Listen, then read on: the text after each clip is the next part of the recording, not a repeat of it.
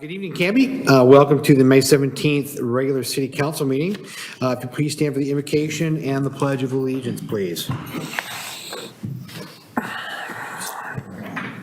Dear Heavenly Father, I thank you so much for this great community, this beautiful weather that we have had, and all the things that make this community great. I want to thank you for our first responders, in putting them in defense of our city. Please bring them home safely every night to their families and loved ones. I ask that you provide wisdom, discernment, and compassion with the leaders in our community, both here on the dais and throughout. I ask these things in your name. Amen. Amen. I pledge allegiance to the flag of the United States of America and to the republic for which it stands, one nation, under God, indivisible, with liberty and justice for all. Thank you. Before we move into proclamations this evening, I want to take a moment and introduce everyone to Eileen Stein. She is our new, she's our interim city administrator here for it could be a little while, but we're glad that you're here and welcome to your first Canby City Council meeting. And councilors, please be nice. So the first proclamation I have this evening is for the 2023 National Police Week. So this proclamation, say that twice, proclamation declaring the week of May 14th to May 20th, 2023 as National Police Week. Whereas in 1962, President John F. Kennedy proclaimed May 15th as National Peace Officers Memorial Day. And the calendar week in which May 15th falls is as National Police Week. And whereas the members of the Canby Police Department play a central role in protecting and safeguarding the rights and freedoms of the Canby community, and whereas it is important that all residents and visitors know and understand the duties, responsibilities, hazards, and sacrifices made by the members of the City of Canby Police Department, and whereas the City Council of the City of Canby gratefully thanks the men and women of the Canby Police Department who continue to choose to serve and protect our residents, businesses, and visitors. Now, therefore, the City Council of the City of Canby hereby proclaims May 14th to May 20th, 2023 as National Police Week, and further extends our appreciation and support to Chief George Troe and all members of the City of Canby's Police Department for their vital services they perform and their exemplary dedication and service to the community. Given unto my hand the 17th day of May, 2023 in the city of Canby, Oregon.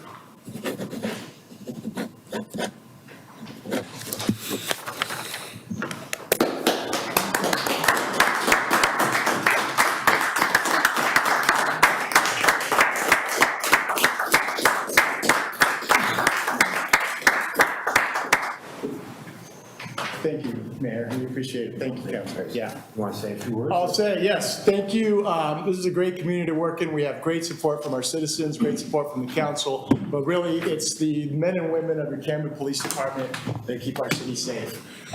There was going to be a few more coming, but they're on recall. So the ones that can't come showed up. So thank you very much. Thank you, guys. Thank you, officers. Yeah.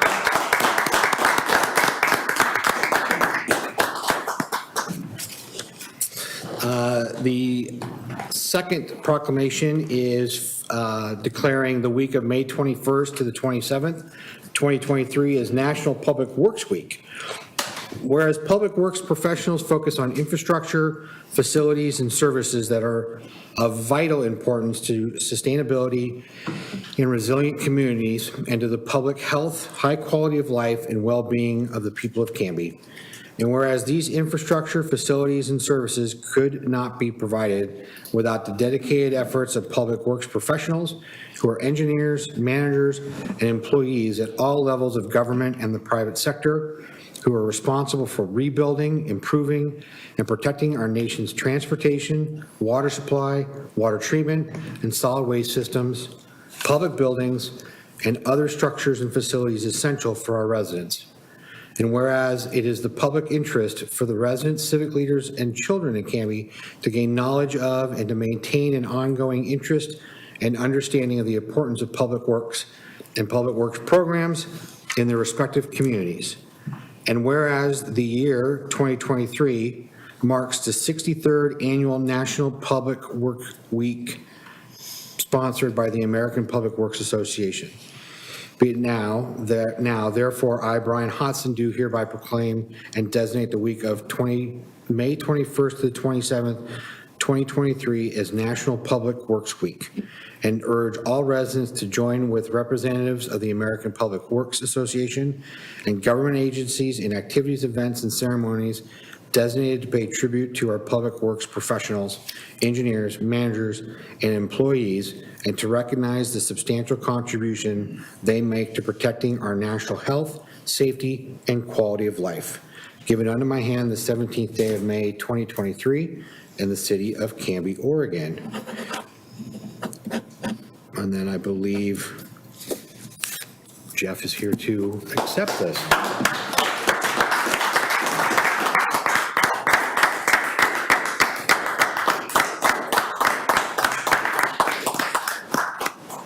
Mr. Mayor. Thank you, sir. Yeah, appreciate it. You want to say a few words? Just thank you, Mayor and Council, for taking the time to recognize us. There's a lot of work that goes on behind the scenes and stuff that doesn't show exactly, so we appreciate this acknowledgement. Thanks, Jeff. Thank you, guys.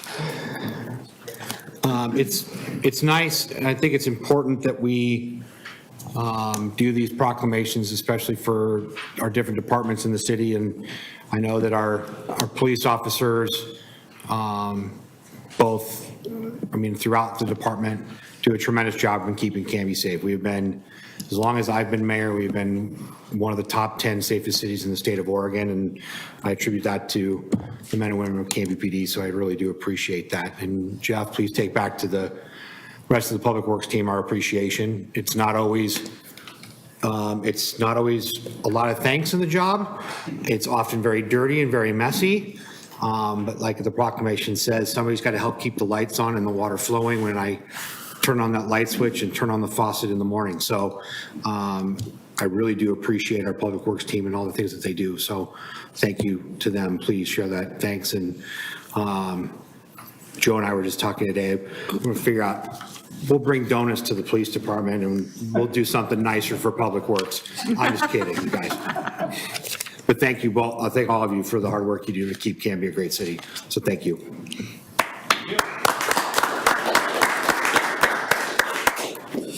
Next up on the agenda this evening is the citizen input and community announcement. So this is an opportunity for citizens to address the council on non-agenda items. If you are interested in addressing the council here personally, on the back podium are these great little yellow cards that you can fill out and give them to Maya, our city recorder. She'll make sure I get it, and we'll give you your 3 minutes of time. If you need to use more than 3 minutes, then please, have someone buy time and to go over that time limit. If you are wanting to zoom in to give a community announcement, please let the city recorder know before usually 4 o'clock or 4:30 on the day of the city council meeting, and we'll make sure that you're teed up to be able to do that. Do we have anyone online that's willing to address? No. Okay. I have 2 comment cards, and our first one is, thank you, sir. Paul, you live in Locker. I know, and he's saying it in my ear over here, Paul. And he wants to talk about high school fireworks. Yes. Come on up, sir. Thank you. Wow. Seriously, Paul is fine. I don't even know if I'm saying my name right. Well, thanks for being here, Paul. I'm going to be nice tonight because this is your first night. Yeah, right. There's really kind of an underlying problem with the way these fireworks are being done via the school. Let me get my head around all of this. Their core value statements. I'm doing this definition. I've provided them before, and this is just for the sake of this little diatribe you're going to hear. This is the definitions provided by Merriam-Webster's Collegiate Dictionary. Truth, the state of being, the case. Fact, the body of real things, events and facts. Actuality. Lie, an untrue or inaccurate statement that may or may not be believed true by the speaker. Something that misleads or deceives. Following is the core value statement of the Canby School District. Canby School District shall promote non-discrimination and an environment free of harassment based on an individual's race, color, religion, gender, sexual orientation, national origin, disability, marital status, or age in its programs and activities. Programs and activities are an important part here. This is a fact. Canby High School is the only school out of the 8 or 9 schools to use explosive devices. Canby High School varsity football team is the only team that has explosives. That has explosive devices at their games. Please consider the following questions. What is the gender of the varsity football team? Why does the Canby School District, excuse me, I've lost my place again. I might run over a little. Okay. Why does the Canby School District, regarding the explosive devices, discriminate against the other schools, the other teams, and especially the other teams that represent Canby High School? What is the gender of some of these teams? Why do you think you can disrupt our neighborhood with the use of explosive devices and not the other neighborhoods within school zones? That is not inclusive or equitable. This is discrimination, abusive behavior, and harassment to us as well as our pets that creates distress because of your program and activity. Some members of the City Council endorse specific candidates for the school board. I'm asking for your endorsement as well as the rest of the City Council members to end the explosions at the Canby High School football games. I'm paraphrasing the City Council, and I'm going to be nice to you guys today. The City Council values and goals: honesty, ethics, accountability, adhere to high standards, ethical conduct, inclusive community, exceptional service, and improve the quality of life of our citizens. I'm asking you to consider your core values and goals. The answer is obvious. This should no longer be tolerated, ignored, or rewarded. And you guys are appreciated, by the way. So, thank you. Councilor Vargas. Yeah, Paul, thank you so much for being here tonight. I really do appreciate it. You have been heard over the last several years that you've been coming here. Humpty nine.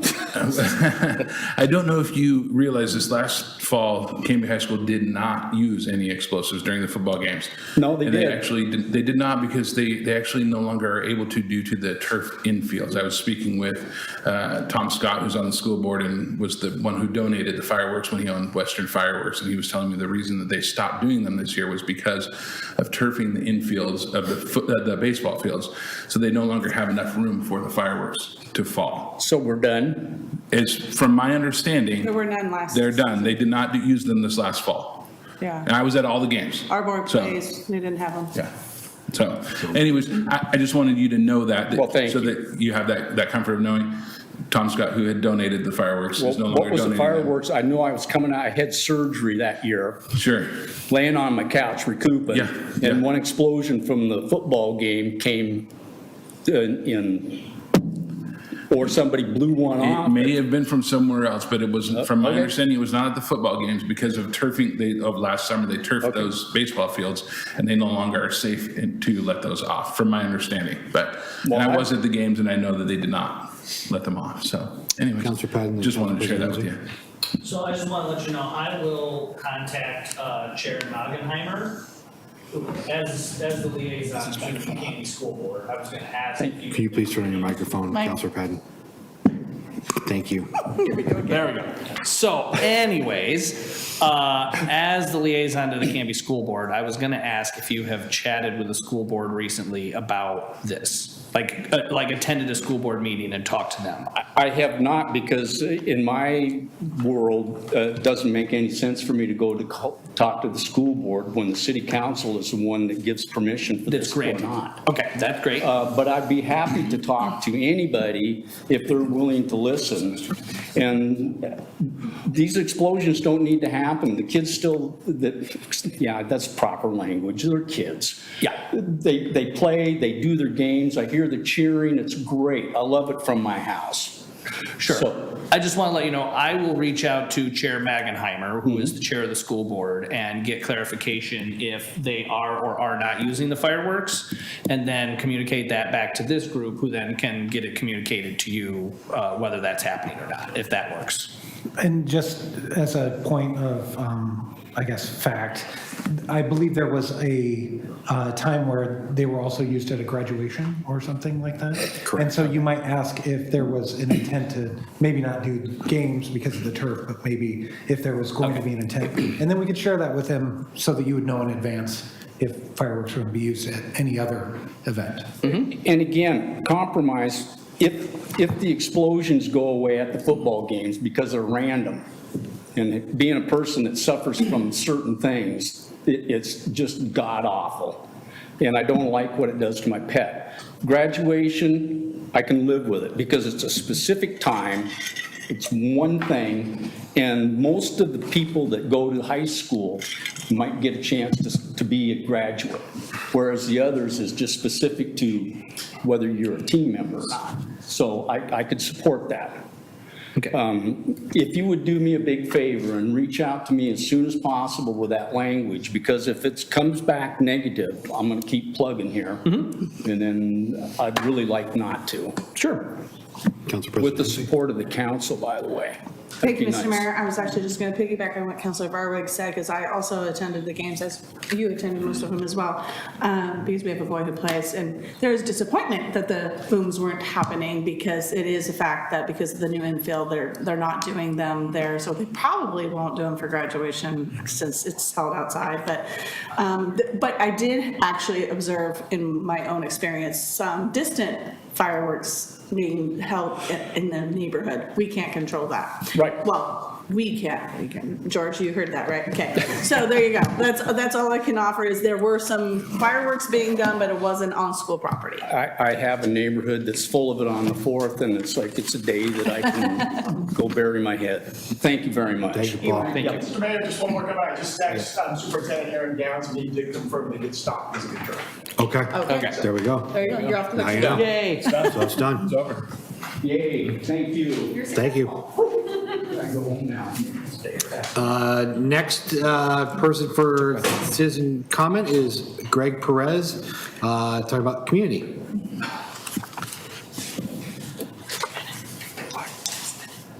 This will be short and good evening, city. Good evening, city councilors and Mayor Hudson. Say so soon. Today, what I'm doing is I'm speaking on behalf of the community, city citizens, and that had concerns, and this has been going on for months, so it's been accumulated, and I put it together. Today, I'm here because of the community questions, and they are wondering in which direction the city is going. Concerned are those in the city of Canby of what has transpired over the last 6 months, if not longer. Public Works has come before this board citing a hostile work environment. Other issues that have taken place is a loss of workers at the city library, complaining a hostile work environment, and complaints about the upper administration of not handling these situations. Questions are being asked why the city attorney is wearing 2 hats. They want to know if it's costing the city more money with this in place. They claim it could be a conflict of interest. The community also wants to know if all city personnel is working on premise or from home. Their concern is all department heads should be on the premise to be effective when needed. We know as a community that your volunteer positions can be tough at times, but being in a position of authority and control, there are times you have to make some tough decisions. Good leaders make tough decisions. The community states that you have to set your feelings aside and do what is good for the city work environment, all city departments, and the community. Working overall as a team will direct our city to success. And I'm not questioning anything. I just want this to be on record. Thank you. Thank you, Greg, appreciate it.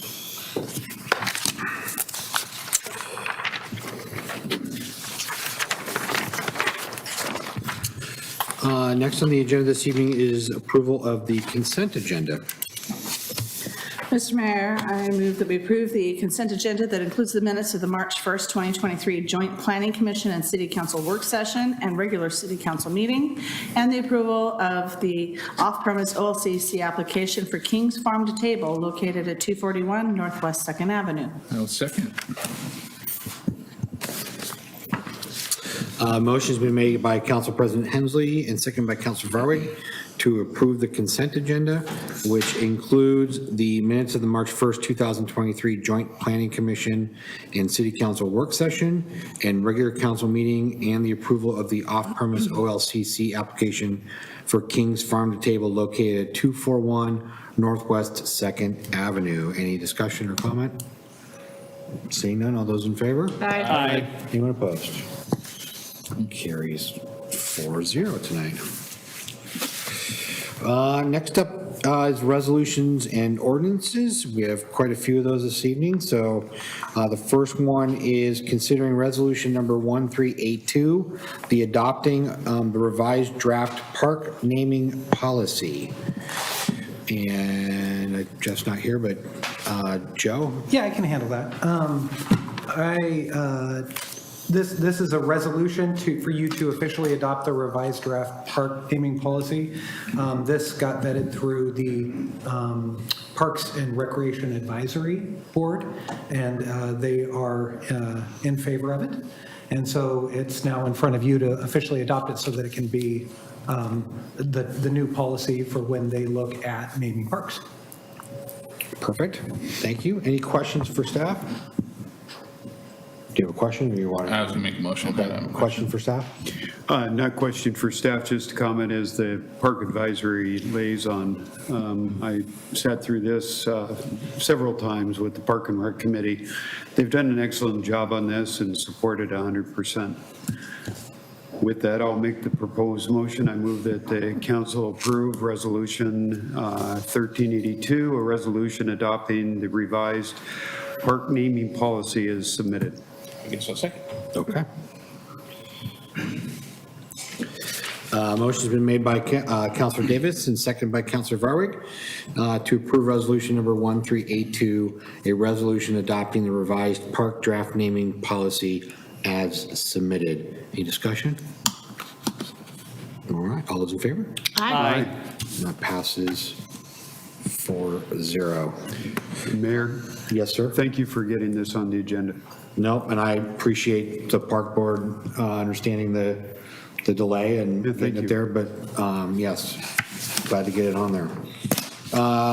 Item B under resolutions and ordinances is resolution number 1383, a resolution authorizing a rate increase and establishing a new rate schedule for garbage collection by Canby Disposal within the city of Canby. And I know we got the guys from Canby Disposal here tonight. Thank you for being here. Joe? Yeah, so this is a resolution that is in our franchise agreement for the exclusive franchise that Cahoots has with the city of Canby for garbage disposal.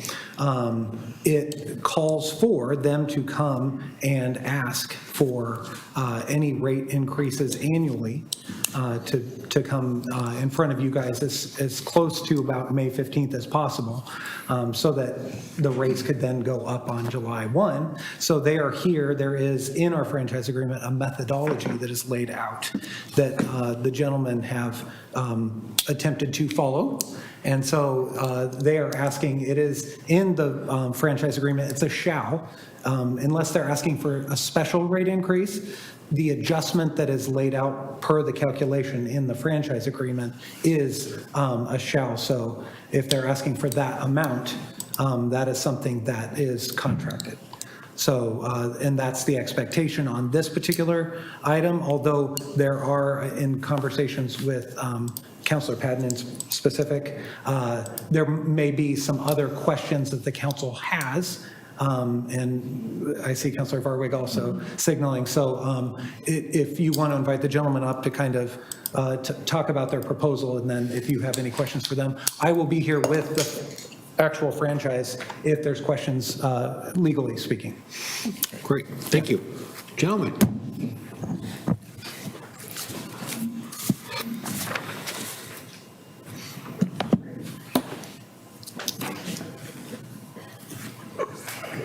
So good evening, everyone. Thank you for having us tonight. We're, as was stated, we're here asking for an annual rate increase per the franchise agreement. We've obviously experienced quite a bit of cost increases over the last year, inflationary pressures, disposal increased costs, labor costs have obviously increased so we can retain and employ good drivers to service the community here in Canby. So we are asking for 6.5% increase, somewhere right in there. Any questions? Yeah, I really appreciate you gentlemen being here, and I know you all, along with, your predecessors in the ownership of Canby Disposal, have been very good community members and partners with the city and the community as a whole. Couple of things that have been elevated, I'm sure, with, ice storms and things like that, and interruptions of service and things like that, and those things are going to happen.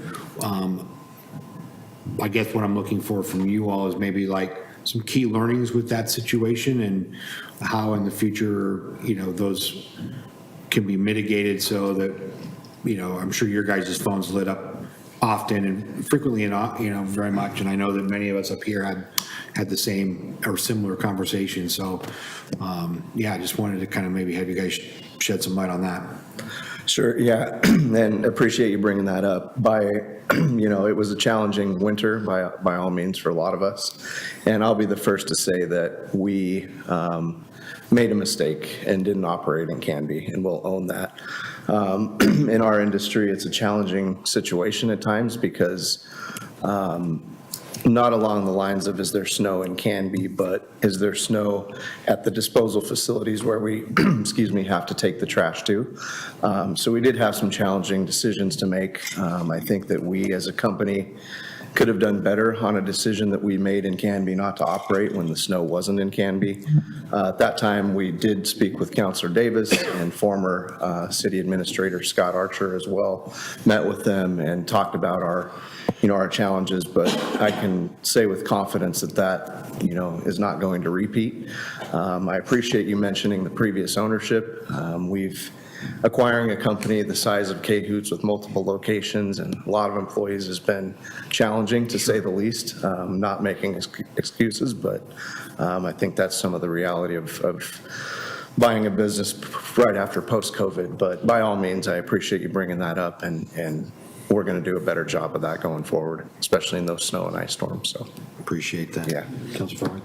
Yeah, thank you so much. I so appreciate you guys being here. I kind of made a tongue-in-cheek comment before we started, of you guys coming in and saying it's going to be hard. It's hard to ask for money, and I get it. I'm a small business owner. I recently raised my rates. As a matter of fact, I raised them yesterday and then had to raise them again today. That was hard. That was difficult. But you're right, costs have increased. One of the things that I have to make sure when I raise my rates is that my customer service stays at the same rate that my rates are. And I know that, as you admitted to tonight, and thank you for owning that. I really do appreciate that. It's a difficult thing to have to say we messed up, but we all do it. And so hopefully, this is a public record of you guys saying that your commitment to customer service will remain. You obviously had very big shoes to fill. The Cahoots were incredible community members, and I don't envy you trying to take over their business and all that they did. And so, one of the complaints that I have heard is that, prior ownership, if they missed a day, everything would bump out a day, versus now it seems like if we missed a day, whoever missed Monday or Tuesday doesn't get picked up till next Monday or Tuesday. And I think our community would love to see it go back to, if you miss a day, I can wait a day for my garbage to be picked up. And so if you miss a day, everybody misses a day. You're a day later. So, we're trying to make up some time over there. But I think that's the biggest complaint that I have heard this last year. And if we're going to approve a rate increase for you, I want our community to be assured that you guys understand that that's their frustration. Definitely understand that, and do apologize. Like Josh said, we definitely made a mistake. One of the things with snow and ice events, if we miss one day, we certainly just push everything a day and then work the following, work that Saturday. So we're just a day behind the rest of the week. When we miss 2 days, that throws a wrench in that plan due to hours of service regulations. We can't work, we have to have 34 hours off, like a reset period. So if we work Saturday and Sunday, we won't be able to work the Monday. So certainly, as Josh said, it won't repeat the way it happened last year, and we'll do better. But like I said, if there's a major event where there's multiple days missed, it does make it challenging to catch up everybody in that week. Yeah, absolutely understand that. I think as a community, we're all happy to miss a couple of days so that somebody doesn't have to miss 2 weeks, right? So, yeah, take care of the people who were missed, and I'll wait 2 days. So I'm happy to wait 4 days. So you definitely have our commitment as a council, and thank you. Customer service is, our high priority. Safety's the #1 priority, but customer service is definitely second to that. And we are committing to you that we will make sure we do better going forward. And I would just like to add one more comment. I think somebody said, comment earlier about leaders make tough decisions, and Chris and I have been in this business a long time, many years before the Cahoot family company that we acquired, and making the decision to not operate is probably one of the hardest we do in our career.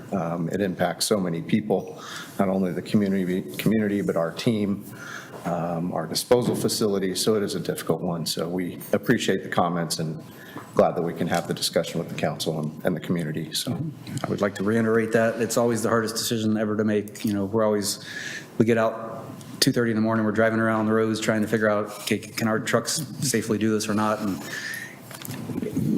it's always a difficult decision. I understand you guys. My business has trucks on the road too, so I have the same mindset as you guys, and it is very, very difficult, right? And what's even more difficult is having had those conversations with the customers later. Why? Because they don't always understand why, right? And it's not just because my street didn't have snow or ice. Doesn't mean that another person's street didn't. So, yeah, I appreciate you guys being here. Thanks. Sure. Council President Hensley. Thank you, Mr. Mayor. Likewise, I've heard very similar comments from community members. And just in addition to that frustration was that they were missed. They had to wait an extra week or but there was also no credit on their bill. So they paid you to come get it and you didn't. So that was kind of like the salt in the wound. They were a little frustrated by that. So if you're not going to be able to do it within a couple of days, maybe do some credit adjustments, and an apology would be helpful because the community was very frustrated. Sure, fair. Understandable. Councilor Davis. Thank you, Mayor. Thank you guys for coming.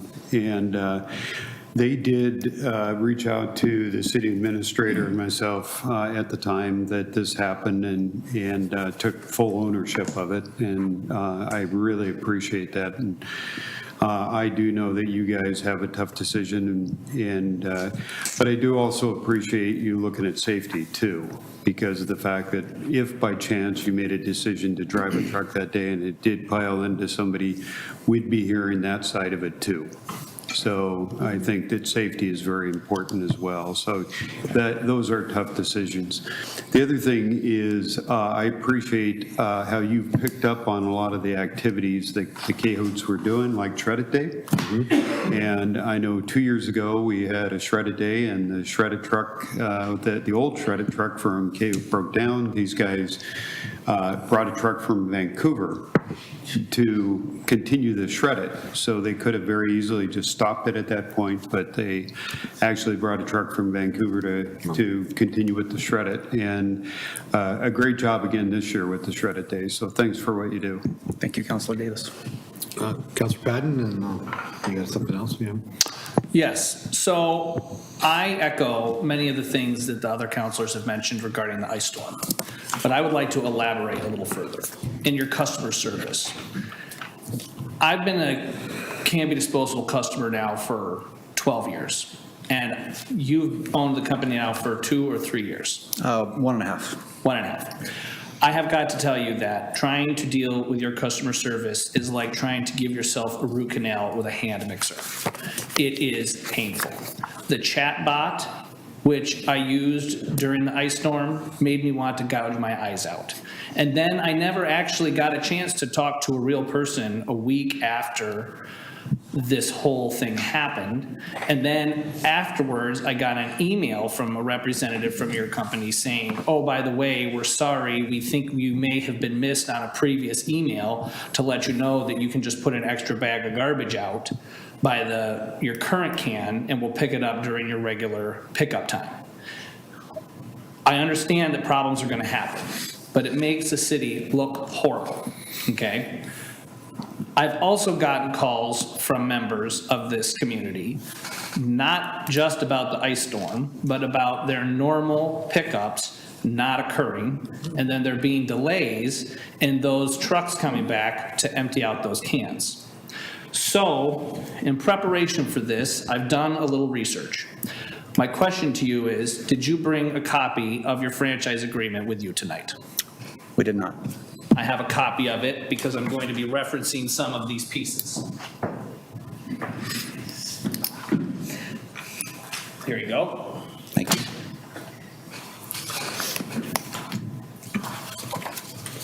So first, on page 30 of that document, it says that the company shall be prepared to review its operations plans with the city once annually upon a 30 days written notice requesting said review.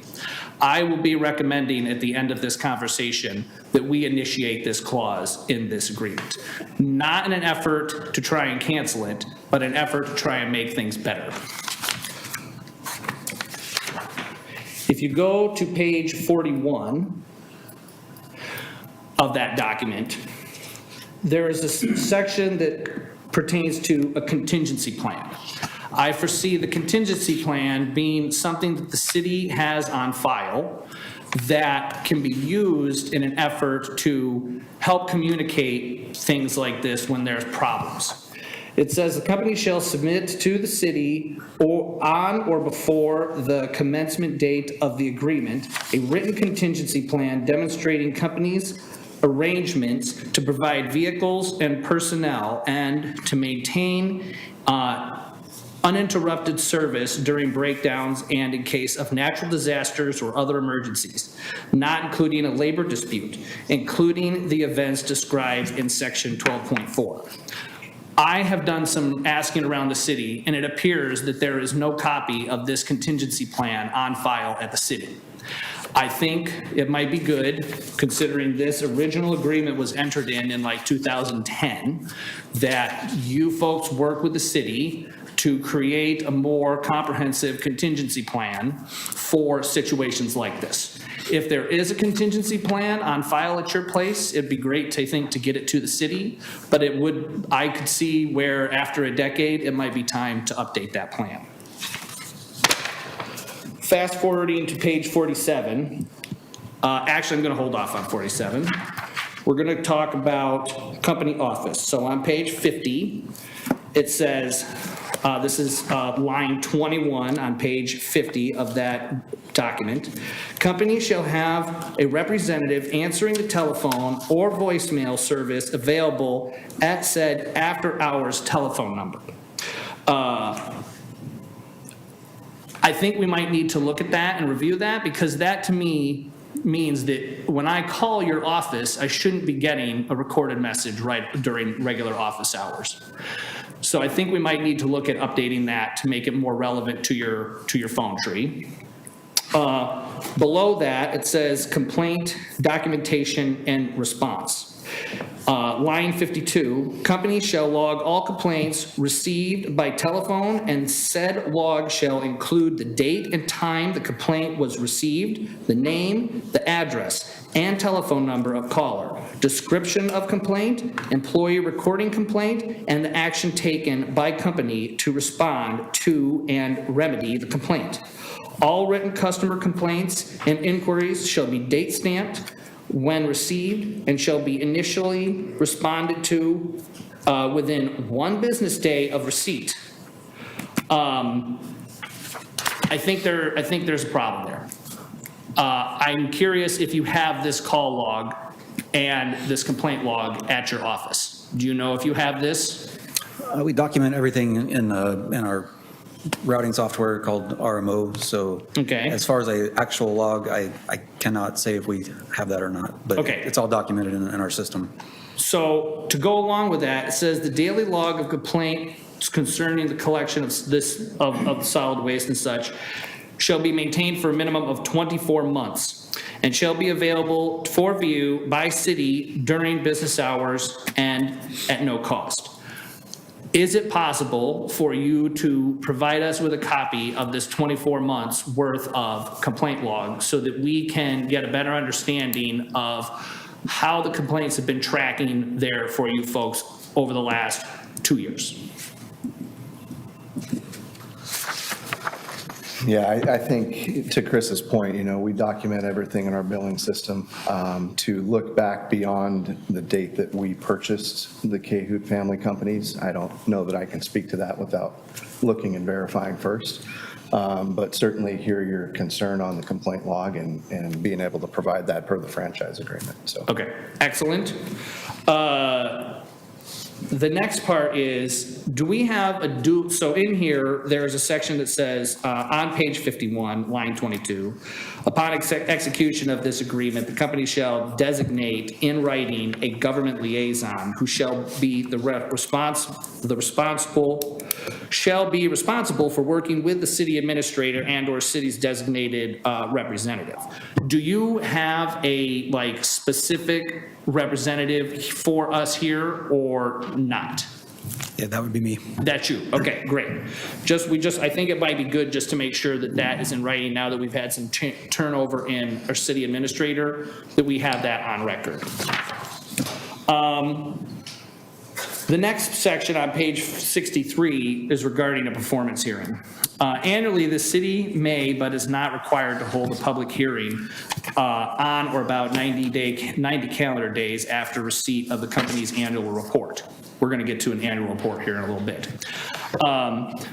I think, as I had said before, I think it's time that we have one of these public hearings. I think it would be good for the citizens of Canby to be able to come in and maybe express their frustrations or good experiences about the service that they've gotten to you, so that you have a chance to hear this directly from them. My other question is, are we able to compel Cahoot to do a customer satisfaction survey and provide us with the data that survey yields?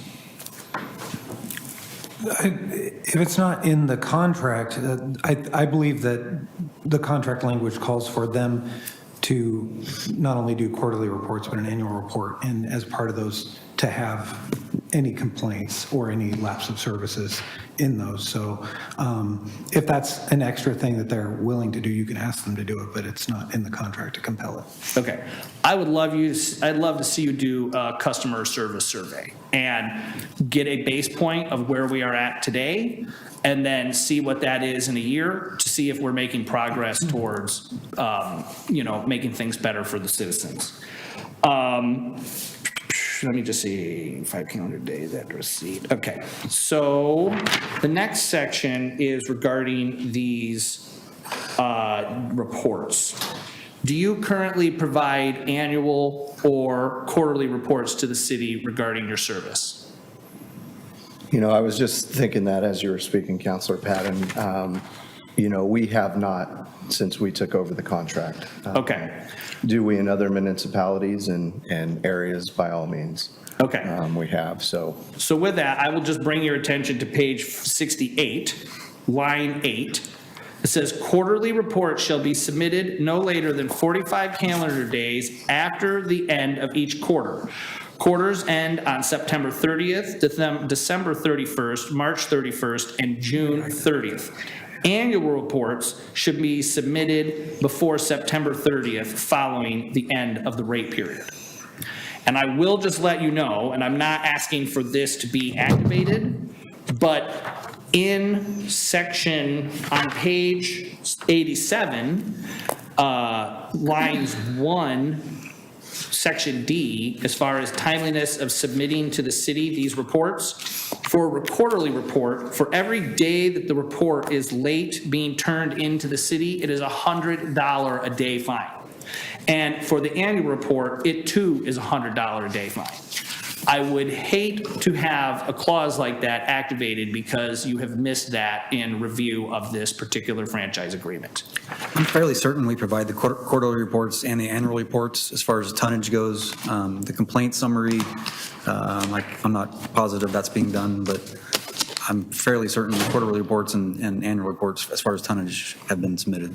Okay. Tonnage and revenues and, yeah, So yes, I would like to see this stuff activated. I think by doing this, it is going to bring some confidence to the citizens of this community that we as a council have our finger on the pulse of this, and that the partnership that you have had many years, your predecessors had many years here with the city, continues in good standing, if that makes sense. That's all I have. And if I may, Councilor Patton, I appreciate the comments and the kind of clarity of the expectations of the franchise agreement. And one thing I will say, you make fair points, especially about the call center, as well as some of the customer service in the field with the drivers. We, much like many companies, have really struggled with labor and staffing. Hiring people has been incredibly challenging lately, especially in the driver and mechanic wages. So we have had our challenges, not an excuse, and nonetheless, that has definitely impacted our call volumes.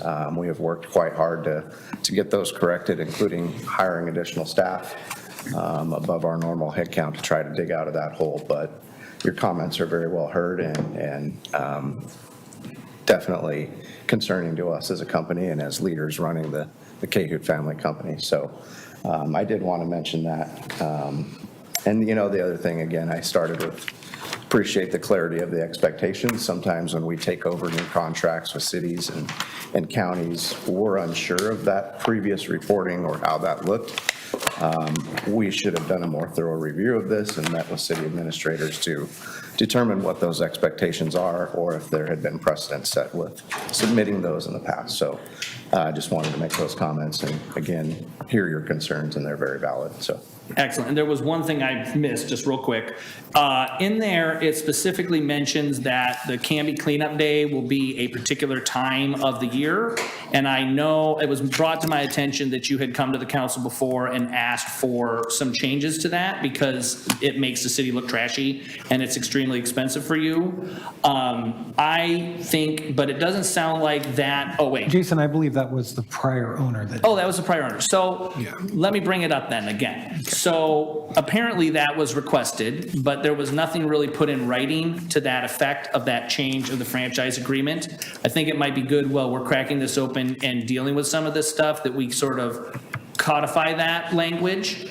I would ask, as someone who has tried to use a service, and some folks have shared this with me, the way the cleanup day is set up now is that you're allowed one cleanup day per year. But really, it's one cleanup day per 12-month cycle.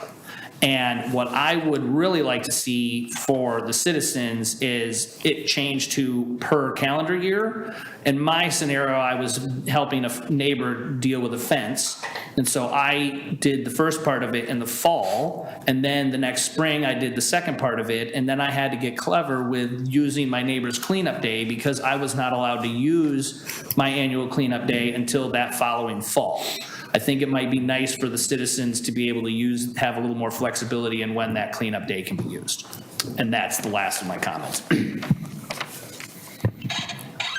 I will definitely check into the timing on the cleanup days. My understanding was it was one per calendar year. And then we do the annual drop-off event. I think the contract says spring. We resumed it last year after a couple years of not having it because of COVID, and we had it in the fall.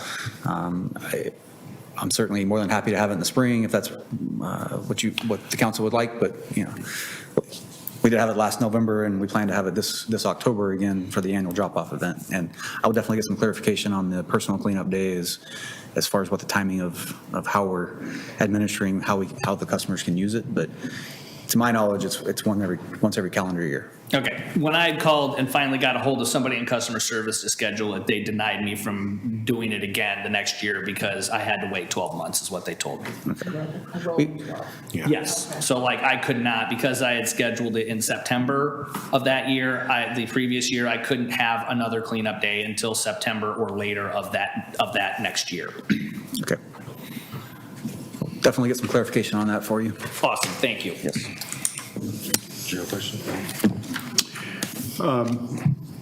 Mayor, I guess the question is on the rate increase. I think the council person Patton has brought up some really good points, and it might be wise to revisit the franchise and have a discussion around the franchise agreement. But tonight we're here to talk about the rate increase, so I'm ready to make a motion. Okay. Okay, I move to adopt resolution number 1383, a rate increase and establishing a new rate schedule for garbage collection by Canby disposal within the city of Canby. Second.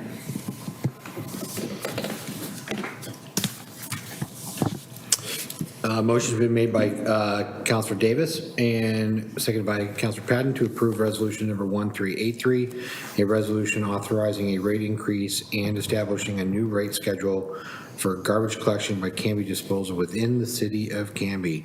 Any further discussion? No. All those in favor? Aye. Anyone opposed?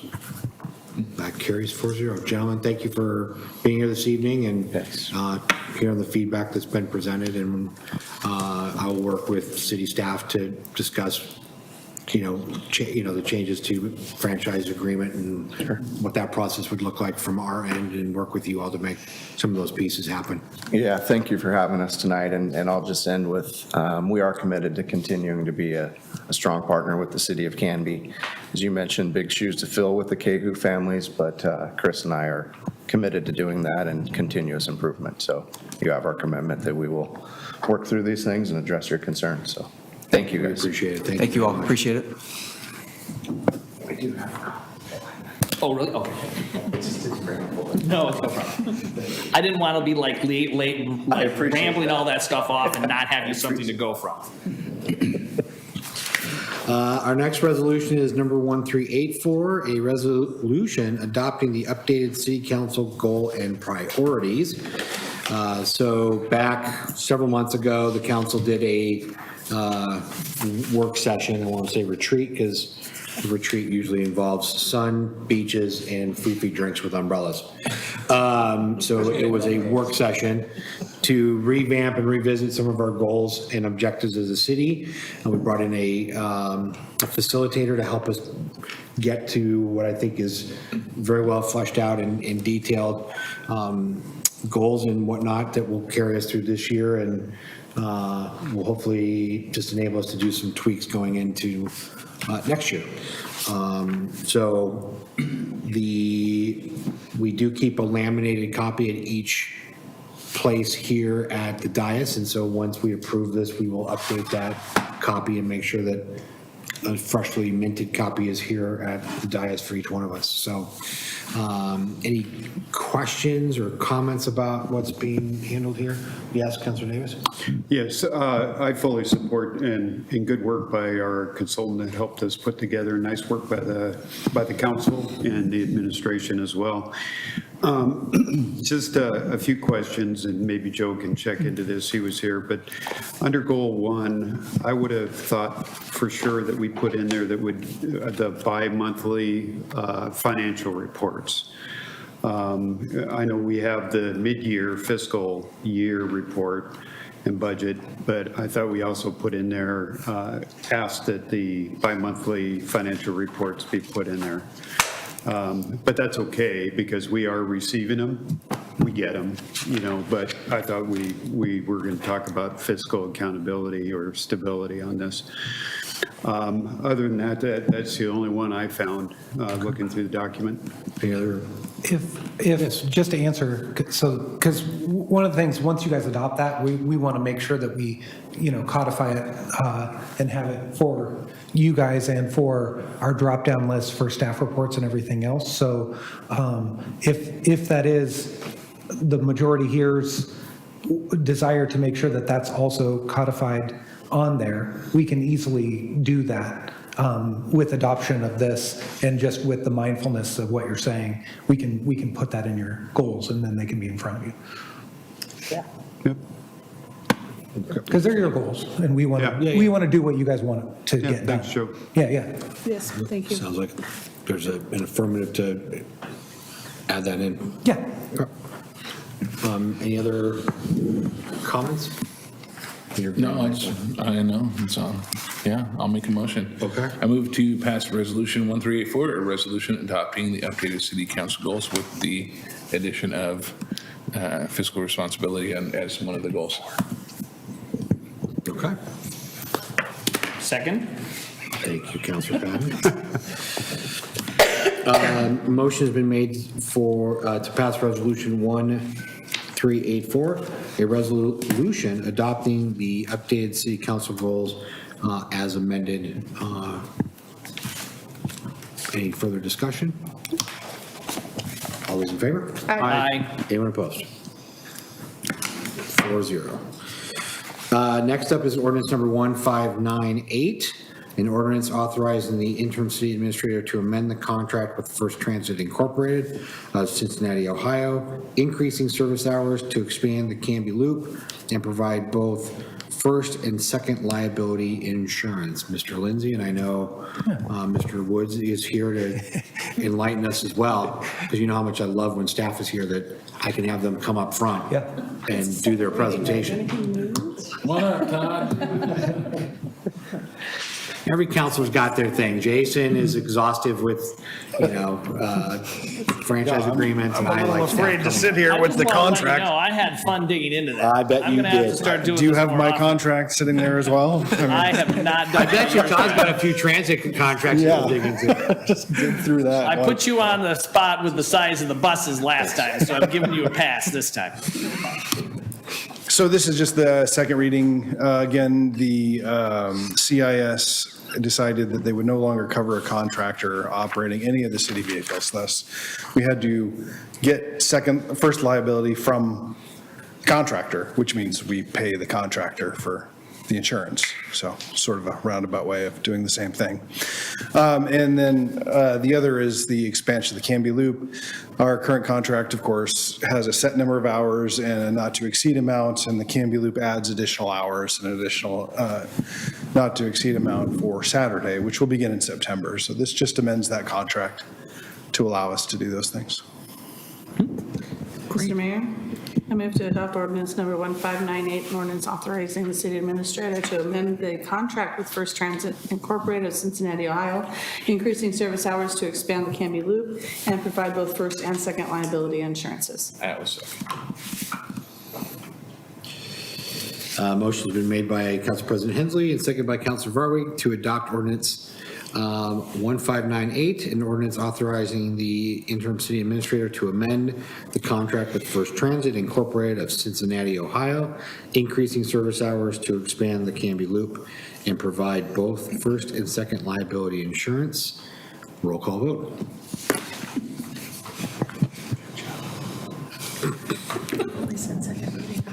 This time I'm not ready. All right, Counselor Patton. Aye. Counselor Barwick. Aye. Counselor Davis. Aye. And Council President Hensley. Aye. All right, motion passes 4-0. Thank you. Thanks for being here, Tom. Appreciate it. Next up is ordinance number 1599, an ordinance authorizing the interim city administrator to expand payment to city county insurance services, CIS, in an amount not to exceed $500,000 for liability insurance coverage for fiscal year 2023-2024. Also a second reading. Mr. Lindsay. Yeah. So So at first reading, there was a sort of promise that I was going to meet with the insurance person and get the actual price. And when I met with said person, they still need us to verify all of the property and all of the fleet and everything, what we still own, so we're trying to do all that bookkeeping until we get the absolute price. So I do not have the absolute price. So the not to exceed number is still good. What I will say is I made sure and got the percentages, and they said they across the board were claiming that all of the property that any of their members own was going to go up automatically 7% because of inflation. So that's a number that we can sure count on, because it's going to cost 7% more to insure that. And then the other big piece was that for liability, it seems like the number was going to be 9%. That's where it was landing. So together, that's approximately, I think, 16% is what we're probably looking at. But those were kind of the quick numbers that they were talking about of how much it costs for us to have insurance, which it costs more to not have it, so. True. Great. Counselor Patton, did you have a question or comment? I was going to make the motion, if that's all right. Please. Okay. I move to adopt ordinance number 1599, an ordinance authorizing the city administrator to expend payment to City Country Insurance Services, CIS, in the amount not to exceed $500,000 for liability insurance coverage for fiscal year 2023-2024 on second reading with a roll call vote. I will second and have a question/comment. Okay, motion's been made by Counselor Patton and seconded by Counselor Varwig to approve ordinance number 1599, an ordinance authorizing the city administrator to expend payment to City County Insurance Services, CIS, in amount not to exceed $500,000 for liability insurance coverage for fiscal year 2023. Discussion item? Yeah, I guess this is a question for Joe. Is it important in our motions to have the tag of the interim city administrator? It's not essential because it's like, and I know that some of these have it and some of them don't. But no, the notion is she's sitting in the position of city administrator. Wonderful. The interim is just what, kind of the temporary nature of it, but. Yep. I just wanted to make sure that we were good to. that we She's didn't given have all to the come back to powers do anything. So, of the city administrator. Perfect. Good to know. Thank you. Good question. Follow-up question regarding the amount being 500,000. Yeah. So not to exceed that? Yeah. And so we're projecting that it's not going to go over that? Yeah. However? Yeah. If that were to happen, then we basically have to bring this back to us. Yeah, it could appear in the form of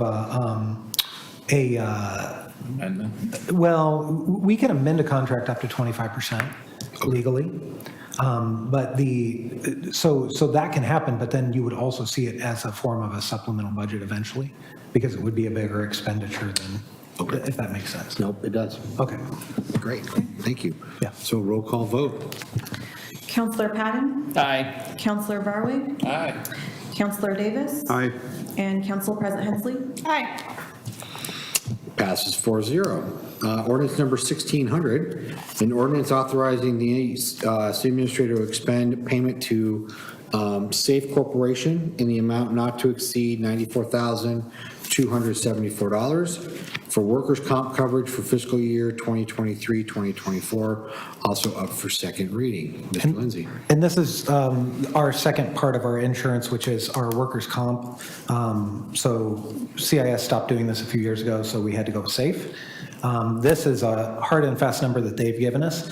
On the back end, at the end of the year, if all of their members have had less claims, then we actually usually get a discount on the next year. So this is the worst news and a conservative estimate, but that's what we'll pay up front in order to get savings. And then they might give us a discount if their members are safer next year. Okay. So Thank you, sir. Yeah. Questions? Joe, do we know what our insurance mod is? for our insurance mod from the insurance company? In other words, how did we do last year and how are we doing this year to establish our rate? We are doing well. We had some workers' comp claims this year, a couple of them. Yeah. But we historically have done pretty darn well. And I don't believe, this doesn't show that it raised any particular amount due to that. Okay. What happens is we are charged per hour per type of job. So if we add another officer, it actually is more, that's a more liability intensive. So we have gone up a little bit because of the type of work that we've added. Right. But it hasn't, we haven't been penalized for Injuries or anything. Yeah, how injurious we've been. Okay, thanks. Yeah. Any other questions for Joe? Okay.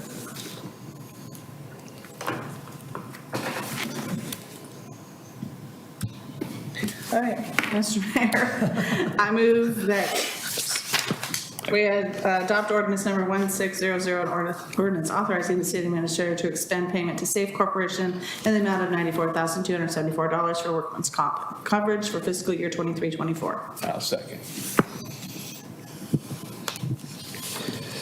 Motion has been made by Council President Hensley and seconded by Councilor Varwig to approve ordinance number 1600, an ordinance authorizing the city administrator to expend payment to Safe Corporation in the amount of $94,274 for workers' comp coverage for fiscal year 2023.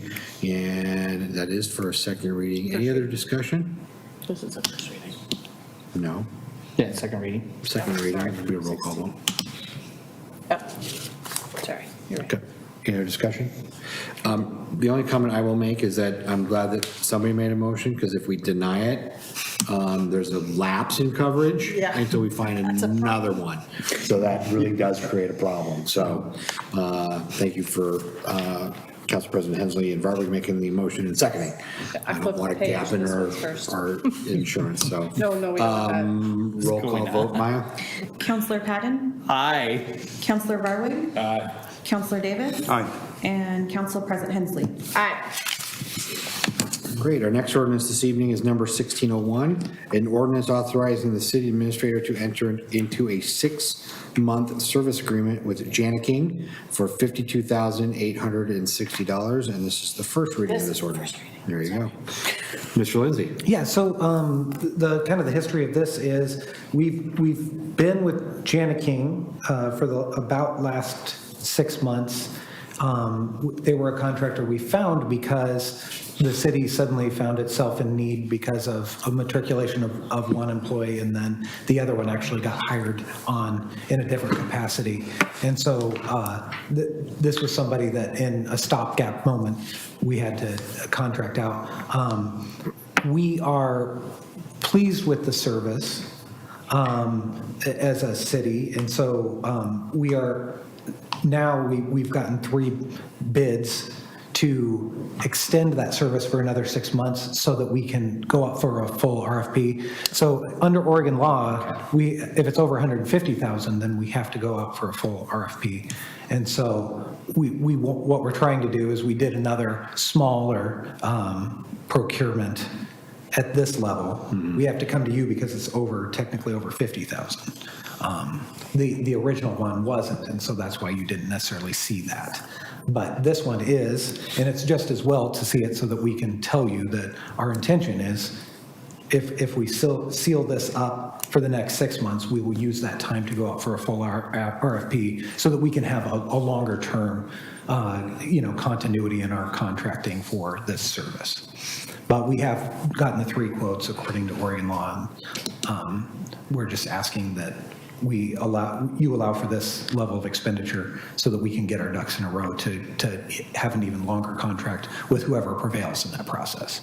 So, and just as a history piece, this was done in-house prior, and then we had a long-time contractor who wanted to sail off into retirement that we had contracted with, and he had been here long enough that part of the council was asking us to go through an RFP process.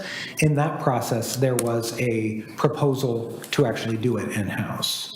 So the reason we're back here now is because because of the personnel, it became an urgency that then has actually worked out. So that's why we're here where we're at. Perfect. Thank you, sir. Any other questions? Yes, Councilor. Joe, for us new people, what's this for? What service? Oh, this is for the janitorial service? Okay. So it cleans all of our facilities? Right. Okay. Thank you. Yeah. Mr. Mayor? Yes, sir. I move to approve ordinance number 1601, an ordinance authorizing the city administrator to enter into a 6-month service agreement with Janie King for $52,860 to come up for second reading on June 7th, 2023. Second. Motion's been made by Councilor Patton, seconded by Council President Hensley, to approve ordinance 1601, an ordinance authorizing the city administrator to enter into a 6-month service agreement with Janet King for $52,860 to come up for second reading on June 7th of 2023. Any other discussion? All those in favor? Aye. Aye. Anyone opposed? That passes 4-0. Last ordinance of the evening is ordinance number 1602, an ordinance authorizing the city administrator to approve a 60-month agreement with Direct Link for the City of Canby to come up for second reading on June 7th. And I can speak to this one as well, Your Honor. So we have a long-standing relationship with Direct Link, who used to be CanbyTel, and so they have provided us our internet and our phones for a long time. We are happy with their service.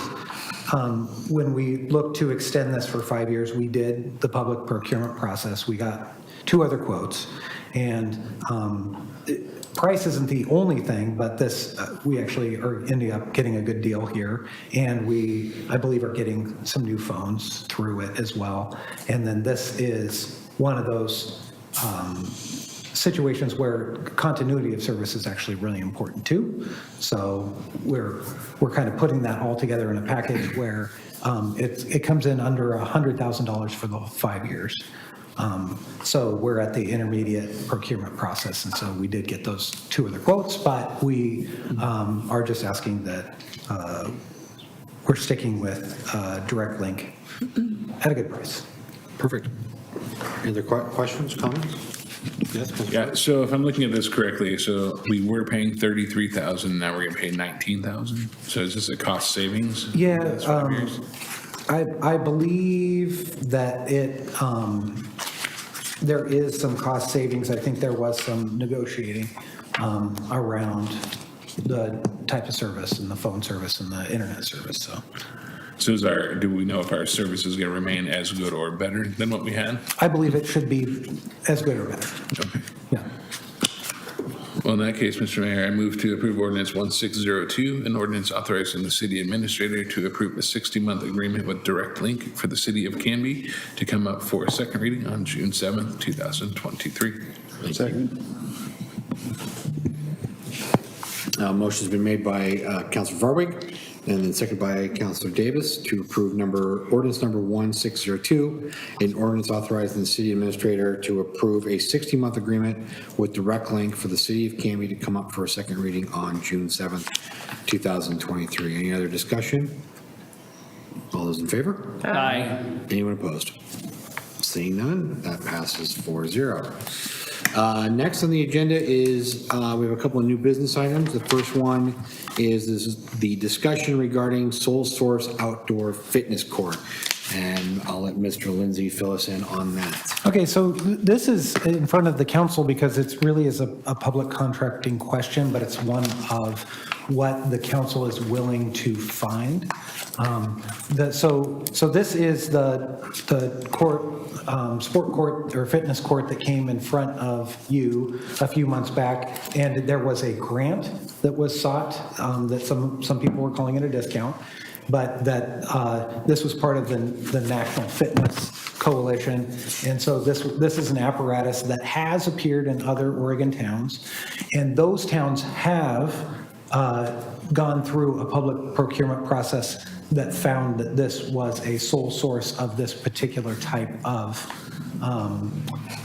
purchase. Now, under public contracting law, if you are over $150,000, you have to go out for an RFP. And so, unless there's a sole source, meaning this is the only person that sells this very particularized thing. So, right, a good example would be a very specialized sports car that's there's one of them around, right? And so that would be the only particular car that you could ever buy. So you can't ask around for those other sports cars to see how much they cost because there's only one. Does that make sense? Mm-hmm. Okay, so this is, in order to use sole source, the council has to find in advance of using that it is indeed the sole thing being sold.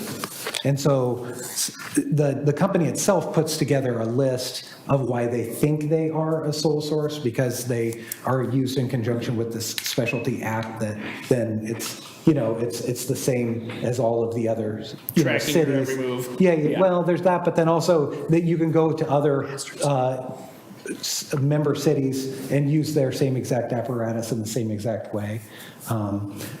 I guess the question is, do you guys find, and it really is whether the council wants to find this or not in an ordinance, in order to do this expenditure using a sole source theory, is that, would you find that really this is the only, or do you have an appetite to at least have us try to present to you a sole source theory versus going out for an actual RFP to do this?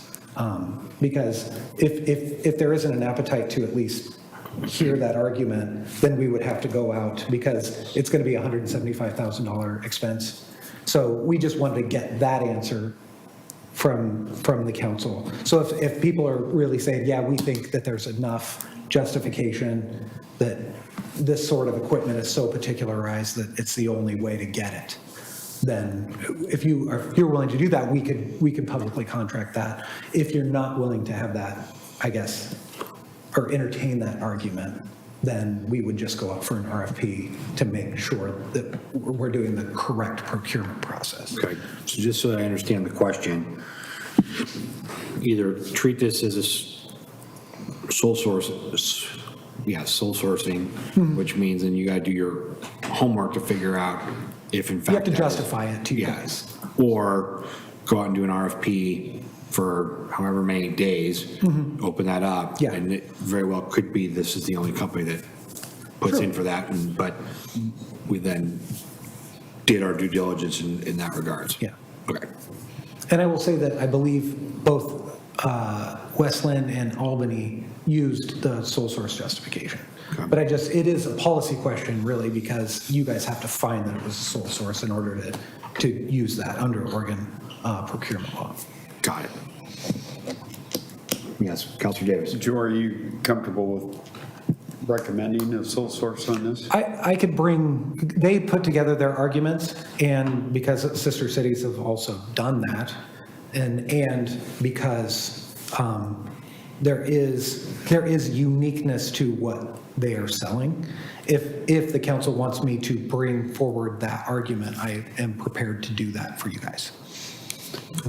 Mayor, I'd be comfortable with that. And this is, again, this one is waiting on the Parks and Rec Committee as well. And if we're going to do that this year anyway, and or the possibility of losing it, I don't know if there's that, if we're going to lose the contract. What happened was, and there's a lot of credit to Rand Potter, our senior planner. He has actually maintained contact with them, and he asked for just a little bit more time so that we can just ask this question. Because if there is a comfort level with the council thinking that if there's enough justification, you could find that it's such a unique thing that we could use the sole source, then we could proceed that way. And so they were willing to wait for that answer.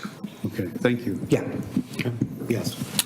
I think if we have two other cities that have use sole source for it, and they have documentation providing that they are a sole source, I'm comfortable with you bringing that forward to us. Okay.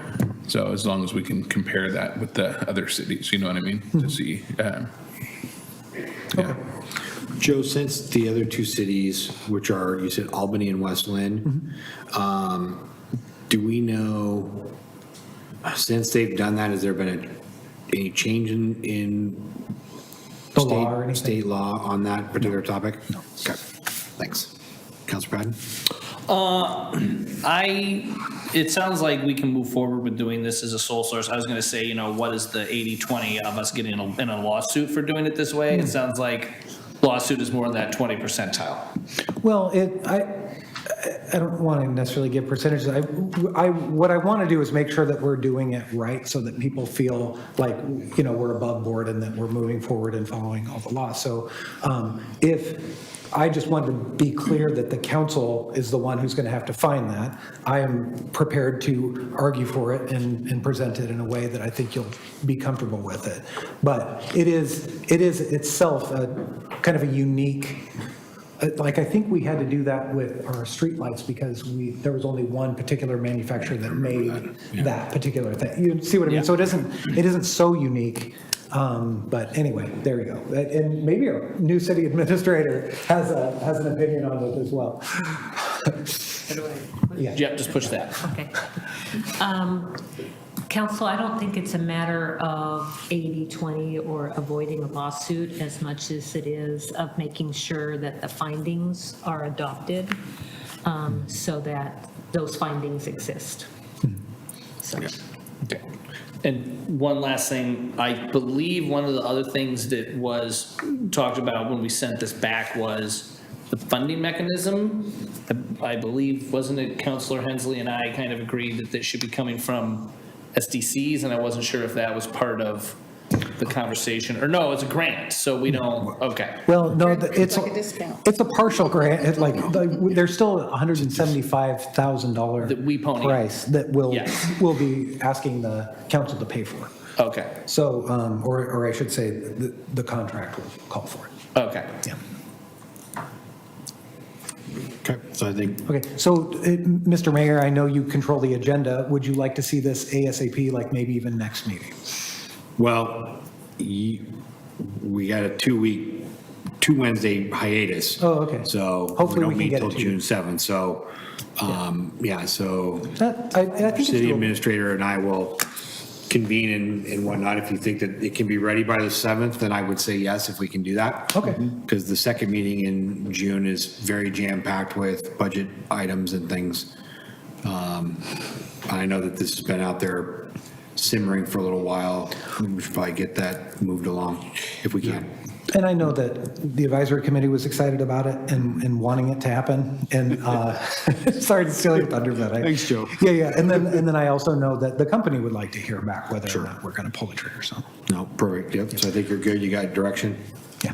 Perfect. How long do we have to wait for this?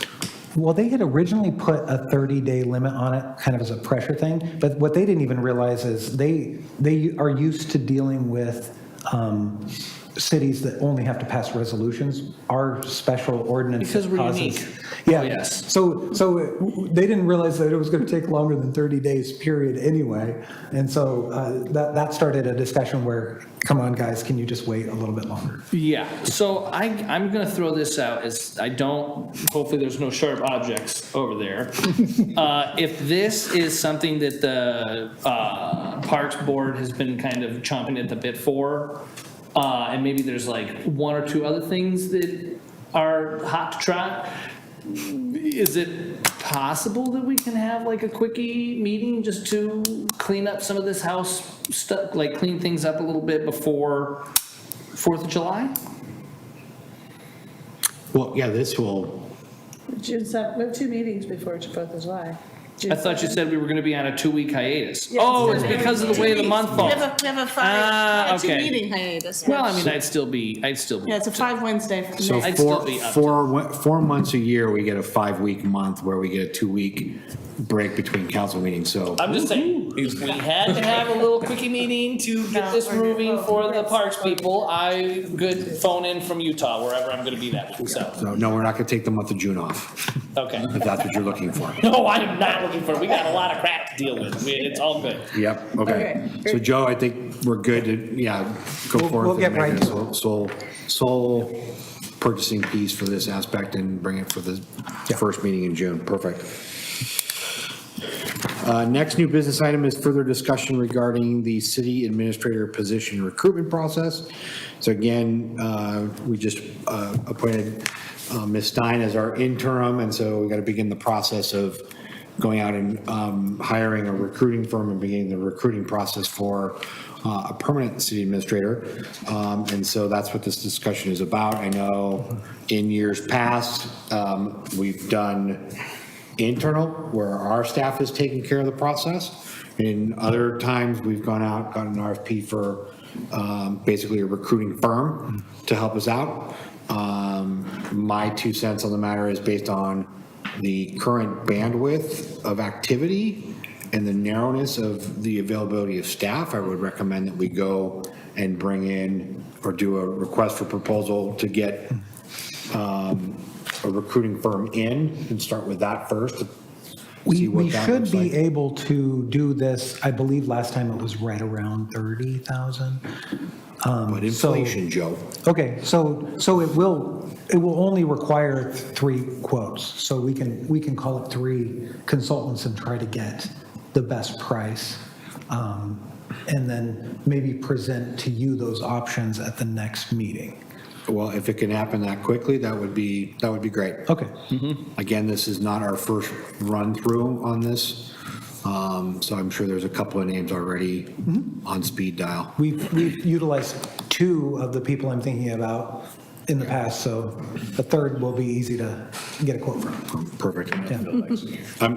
And so that's my 2 cents. I'm seeing some head nods Get and it thumbs rolling. up to keep I going. agree with you 100% on that. I wouldn't want to put the burden on staff to do it. I think we have enough going on right now, and I think bringing in an outside, it's nice to have a neutral third party when it's something this big anyways. Absolutely. Okay, great. Thank you for that, yeah.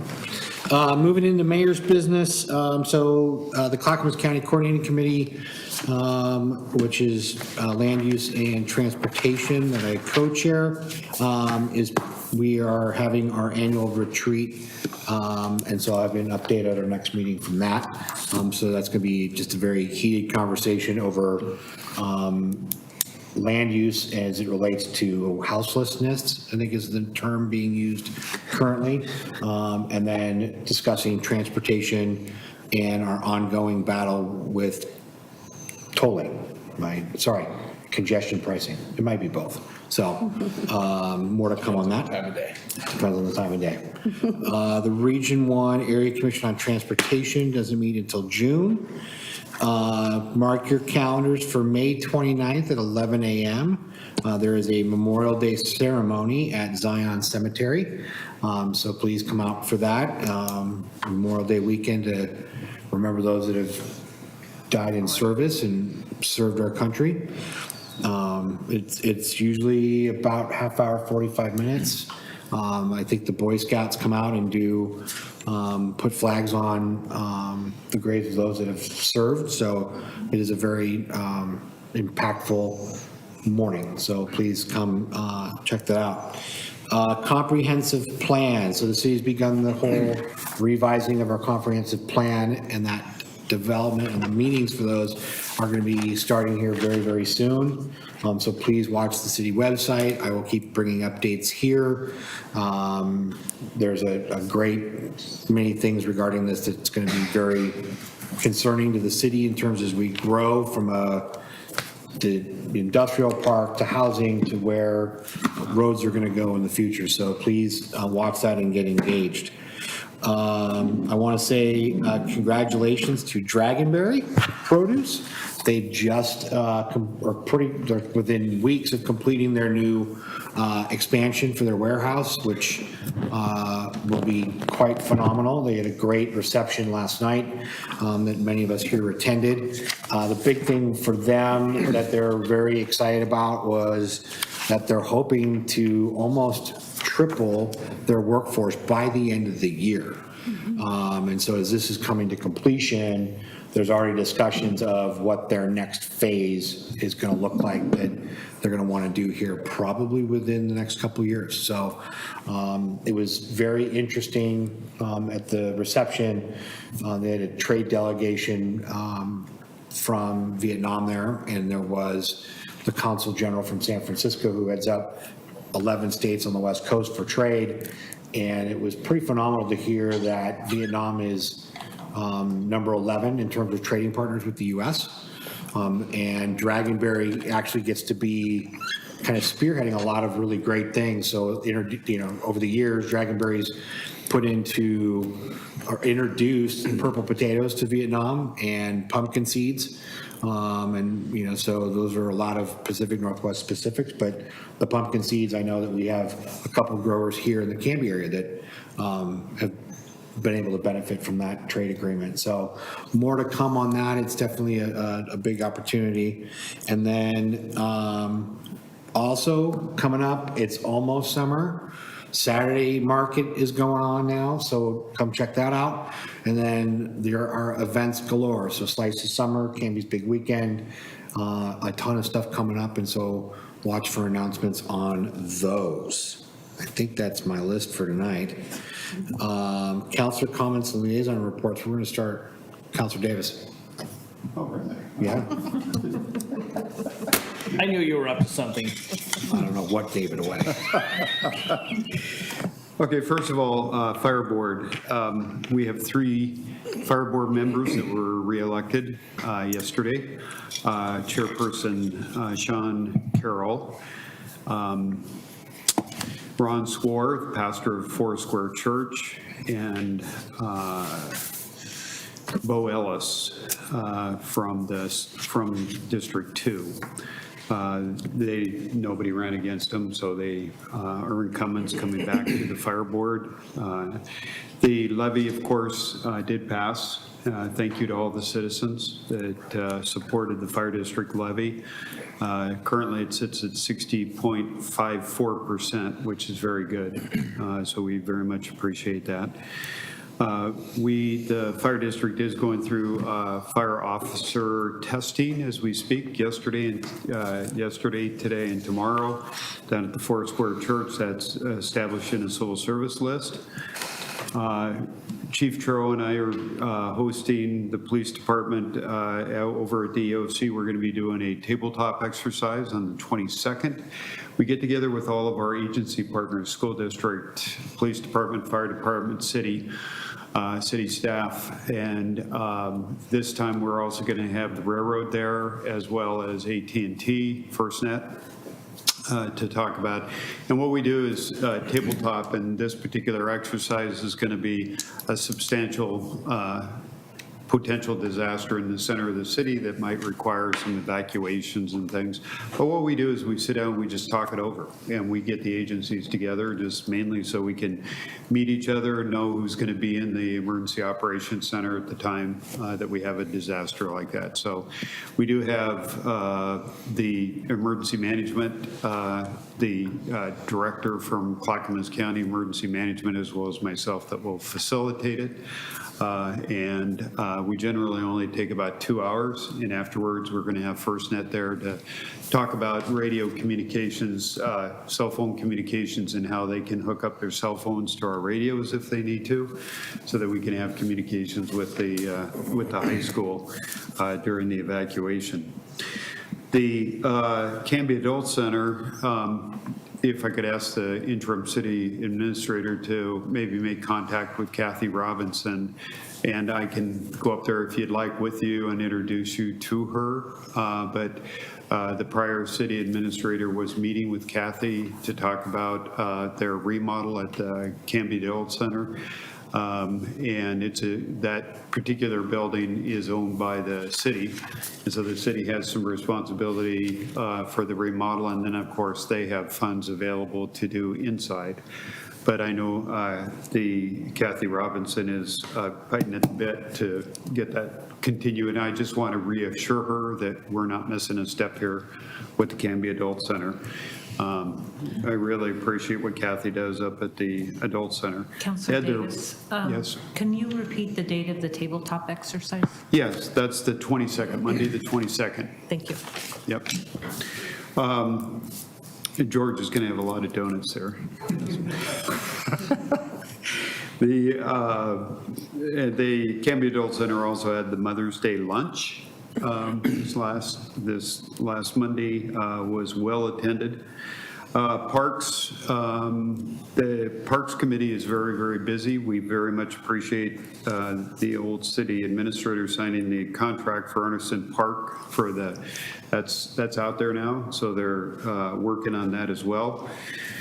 The Parks Committee worked closely with the Parks Director and the Public Works Director in regards to projects for next year's budget. So we'll have that list for our budget and for the budget hearing as far as what should be included in the budget, or at least what they would like to see included in the budget. Arts in the Park continues. And the Maple Street Park, that again is time sensitive. So, and I know Joe's aware of that, but just making sure that we stay on the contracts on that so that we can continue with that. And the reason it's time sensitive is August is coming up here very soon. And that's when we hope to start work, is after softball season, so that they can do the turfing and the lights at Maple Street Park. And then the mayor and myself have been in contact with COGIO, and we're continuing some discussions with COGIO in regards to the athletic field facility. They're ready to, well, we'll find out more information on Thursday when the mayor and I have our discussions with COGIO for the council, hopefully, so we can move that project forward as well. And the chamber, of course, has a new director. She's working out real well at this point, so we're excited to have the new director on board over at the chamber. That concludes my report. Councilor Davis, we would love to meet the new chamber director, so if Yeah, you wouldn't I'll mind invite her inviting to a council meeting. Council meeting, that'd be Yeah. great. Thank you. Councilor Varwick. Thank you very much. I have met her, and she's lovely and excited for the chamber, so that's great.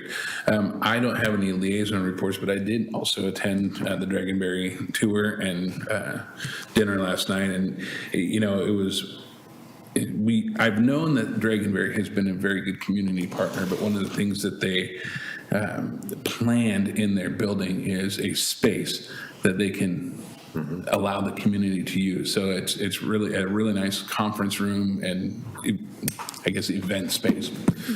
So that's great. I did learn, you know, some of you might know that when Dragonberry first came to our industrial park, they were one of the very first drought-resistant landscapes in the city of Canby, which I think is pretty cool. But what I learned yesterday during the tour is that as you look at the landscape, if you were to look at it as an overhead, it is actually a dragon that goes around their building.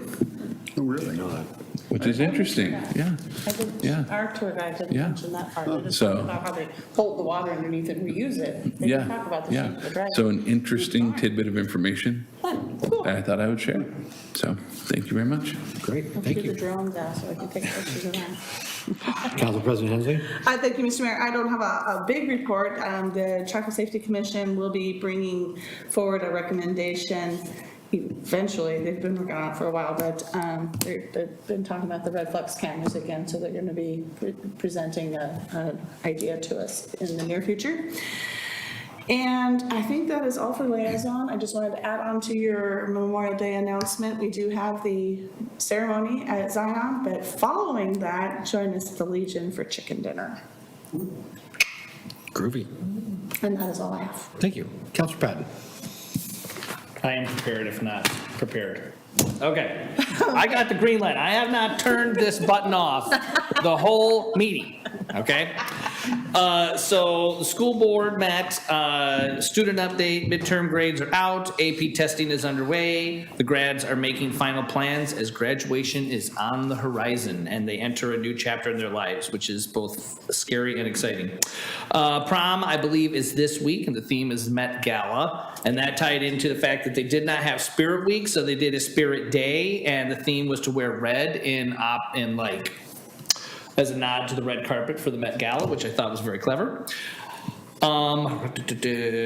Congrats to the choir for winning state. I have a soft spot for choir because I was in choir when I was a kid, so that was really cool. And also band and equestrian is going to state. I was also in the band as a color guard member, so the Go Band. The spring sports are wrapping up, and Chair Magenheimer actually made a really nice thank you to all of the students that served as the liaison, updating the school board for the season, because most of them, they're mostly seniors, so they'll be graduating, and so it'll be interesting to see the new crop of students get involved with participating in that process. The CARE Award this month was awarded to Peggy Garner, and if I've missed a letter in your name, I apologize. That's what I got from the video. Public comment was more regarding books, but I will say I was struck.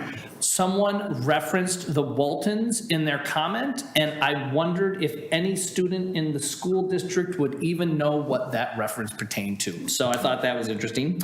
They're waiting for the economic forecast to come in from the state so they can work on the next phase of their budget. As far as the building update, bricks are going up, sheetrock is being hung, and windows are going to be arriving for the new science wing this week or next. One of the big wins that they had was they changed the way they do their design build process, and they saved $1.7 million in making this one little change. And so I'm wondering if maybe we could reach out to the school board and figure out how they did that. Because if we could save a couple $1 million on some of the projects we do, I think that would be pretty cool. We could actually pave some more roads and put in some more sidewalks. And there was an update given on the dual language program, and it is doing well. As far as the Canby Utility Board, there was quite a bit of discussion regarding the new conference room policy, or use policy. There was some more input from the board, and they're going to make another pass at the policy for their next meeting. Public comment, there was an individual that attended, and there was some concerns regarding the delay in EV charging stations, which was something involving both the Canby Utility and Canby Public Works. So I'm going to reach out to you folks to dig into that a little bit more. The safety audit went well, and they have a few things that they need to fix, like replacing a pole and some other stuff, and then they'll be good on that. There was a lot of discussion about future infrastructure as far as the water master plan should be complete next week, and they are continuing to move ever closer with looking at the new, how they'll do the permitting and stuff for the new water treatment plant. So I'm just going to let you know, every council update, I'm going to mention the water treatment plant, because it is going to be a big ask, and we need to approve it as a city, not as a city council.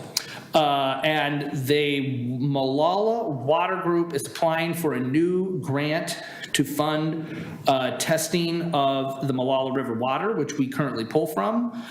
They had put in for a grant, but they did not get it.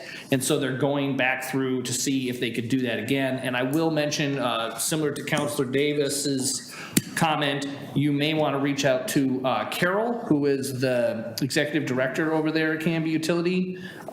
She would meet with Scott from time to time, and so you might just want to introduce yourself to her. And the only other thing I have, and this kind of came to me while we were sitting here, right?